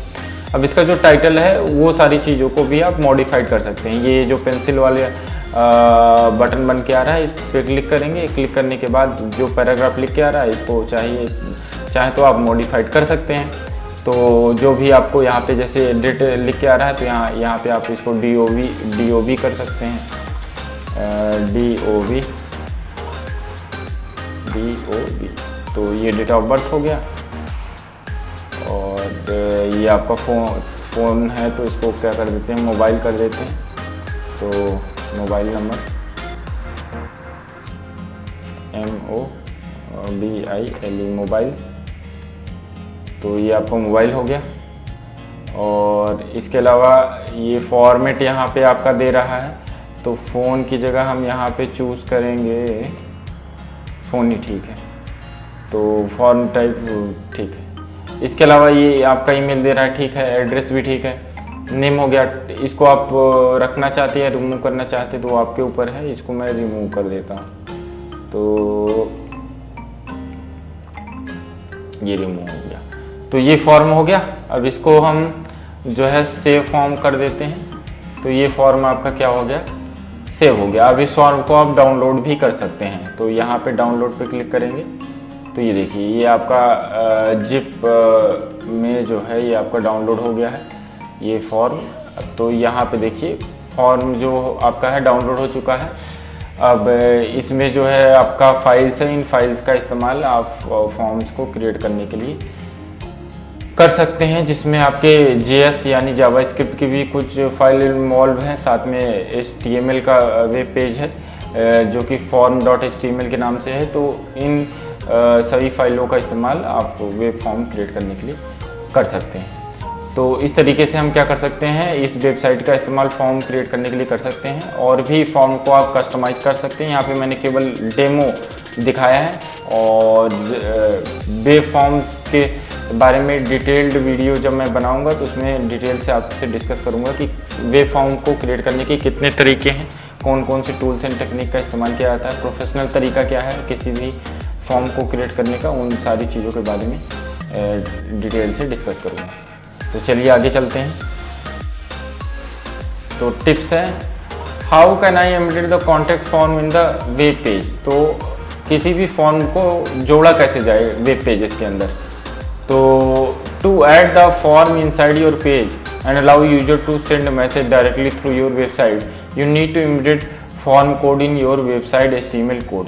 तो जाहिर सी बात है कि जो आपकी कोडिंग है, कोडिंग को आपको HTML कोड में जोड़ना होगा, अपना जो वेब पेज है उसके साथ जोड़ना होगा। यू कैन लर्न अबाउट, इसके बारे में अगर आप ज़्यादा जानकारी लेना चाहते हैं या कैसे फॉर्म वगैरह क्रिएट किया जाता है, HTML फॉर्म कैसे क्रिएट किया जाता है, उसके बारे में अगर आपको जानकारी चाहिए तो w3school.com इस वेबसाइट का इस्तेमाल एज ए रेफरेंस आप कर सकते हैं। Where I find the additional free place to create web forms, और कौन से प्लेसेस हैं जहाँ पे आप फ्री में वेब फॉर्म्स वगैरह क्रिएट कर सकते हैं। तो कई वेबसाइट्स हैं, जैसा कि मैंने दिखाया भी थे आपको, सर्च इंजन्स में कई वेबसाइट लिस्टेड थी, उन वेबसाइट्स का इस्तेमाल आप जो है वेब फॉर्म्स वगैरह क्रिएट करने के लिए कर सकते हैं। तो आगे चलते हैं नेक्स्ट टॉपिक पे। टॉपिक है हमारा चेक ब्राउजर कंपेबिलिटी। तो after you build your website, जब हम कोई भी वेबसाइट बना लेते हैं तो it is important to make sure it appear properly in the different browsers. तो इम्पॉर्टेंट हो जाता है कि जो हमारा वेबसाइट है वो सभी ब्राउजर में सही तरीके से डिस्प्ले हो रहा है कि नहीं, इन सारी चीज़ों को चेक करना होता है। So site visitor can see it, navigate through it without any error and problems. तो इन सारी चीज़ों को चेक किया जाता है जिससे कि अलग अलग ब्राउज़र में किसी तरह की प्रॉब्लम्स ना हो किसी भी साइट विजिटर्स को। तो इन लार्ज कंपनीज, तो जो बड़ी कंपनी होती है, टेस्टिंग टीम्स हैंडल दिस। तो जो टेस्टिंग टीम्स होती है इन सारी चीज़ों को हैंडल करती है। But individuals and developer can only test their websites. तो जो इंडिविजुअल या डेवलपर हैं वो केवल क्या करते हैं, ओनली टेस्ट देयर वेबसाइट, अपनी वेबसाइट को टेस्ट करते हैं through a couple of browser, कुछ ही ब्राउजर्स में, एंड देयर पर्सनल कंप्यूटर या अपने पर्सनल कंप्यूटर में। Therefore it is important to test your website on the different operating system. तो किसी भी वेबसाइट के लिए ये ज़रूरी है कि इसको हर एक डिवाइस या में, यानी हर अलग अलग तरह की स्क्रीन साइजेस में, इसके अलावा अलग अलग तरीके के ऑपरेटिंग सिस्टम्स में इस वेबसाइट्स को चेक किया गया हो कि वो प्रॉपर तरीके से सारे ब्राउजर्स में और अलग अलग तरीके के डिफरेंट वेरियस ब्राउजर्स में सही तरीके से डिस्प्ले हो रही है कि नहीं। तो browser sorts.org is the one of the website that allow you to see your website will look on wide variety of browsers version and operating system। तो आपकी ये वेबसाइट्स है, इस वेबसाइट का इस्तेमाल जो है इन सारी चीज़ों को आप चेक करने के लिए कर सकते हैं कि प्रॉपर तरीके से अलग अलग ब्राउज़र में आपकी वेबसाइट सही तरीके से डिस्प्ले होगी कि नहीं। तो स्टेप बाय स्टेप प्रोसीड्यूर्स क्या है ये देख लेते हैं। तो सबसे पहले आपको इस वेबसाइट पे जाना होगा, URL टाइप करना होगा ब्राउज़र में, इंटर। देन जब आप वेबसाइट आपकी ओपन हो जाएगी तो वहाँ पे आप क्या करेंगे, type of your website URL। तो अपनी वेबसाइट की URL को टाइप करेंगे। Select desire browser type version. इसके बाद आप ब्राउजर वर्जन को सिलेक्ट करेंगे, कौन कौन से ब्राउजर्स पे आप चेक करना चाहते हैं। इसके बाद क्लिक सबमिट। इसके बाद सबमिट बटन पे क्लिक करना है। द स्क्रीनशॉट रिजल्ट अपीयर, जो स्क्रीनशॉट्स है वो अपीयर हो जाएगा। क्लिक है स्क्रीनशॉट्स। इसके बाद स्क्रीनशॉट पे आप क्लिक करेंगे। The screenshot is the maximise, screenshot बड़ा हो जाएगा। तो यहाँ पे आपको दिख जाएगा कि आपकी वेबसाइट क्या प्रॉपरली डिस्प्ले हो रही है या नहीं। तो इस तरह से आप क्या कर सकते हैं, एक साथ कई ब्राउजर्स पे अपने वेबसाइट की कंपेबिलिटी वगैरह चेक कर सकते हैं। Tips, how do I check website compatibility on the different browser. To perform a complete testing of your website, you have checked the website on the different browser and different version of the each browser. Also, you need to check the website on different operating system and devices to ensure the optimal view and easy navigation of the content and different screen sizes. तो जो मैंने आपसे पहले भी discuss किया वही सारी चीज़ें यहाँ पे दी हुई हैं। दूसरा, what are the older browser check websites? तो cross browser testing is another browser checker service that you reach as crossbrowsertesting.com. Cross browser testing provide live testing for your website with support of creating multiple screenshots and using mobile testing to make sure that your website is working properly on the devices. तो ये कई websites हैं, आप अलग अलग तरह की website का इस्तेमाल इस तरह की क्रॉस ब्राउजर कंपेबिलिटी वगैरह चेक करने के लिए कर सकते हैं। तो इसके लिए आप क्या करेंगे, चेक ब्राउजर कंपेबिलिटी आप सर्च इंजन में टाइप कीजिए, गूगल सर्च इंजन में, उसके रिगार्डिंग कई वेबसाइट्स आपकी ओपन हो जाएगी और किसी भी वेबसाइट का इस्तेमाल ये ब्राउजर कंपेबिलिटी वगैरह चेक करने के लिए आप कर सकते हैं। जैसे एग्जांपल के लिए मैं आपको इसको जो है ब्राउजर में प्रैक्टिकल करके दिखा देता हूँ जिससे कि आप इन सारी चीज़ों को परफॉर्म कर सकें। तो चलिए स्टार्ट करते हैं। पहले हम इस लिंक पे जाते हैं, देखते हैं ये वेबसाइट ओपन होगी या नहीं। तो यहाँ पे आलो कर दिया हमने। तो ये वेबसाइट क्या हो रही है, ओपन हो रही है। तो यहाँ पे अपनी वेबसाइट का आप URL क्या करेंगे, टाइप करेंगे। ठीक है, तो कोई भी वेबसाइट का URL यहाँ पे टाइप कर देते हैं। मान लीजिए fb या alltouch.com, alltouch TOUCH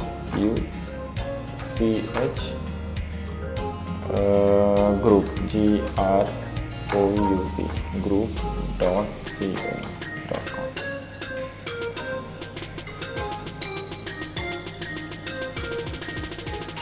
तो इसमें सर्वर एरर बता रहा है, तो कोई और वेबसाइट जो है हम चेक कर लेते हैं।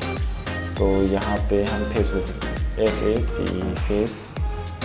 facebook.co internet server error home.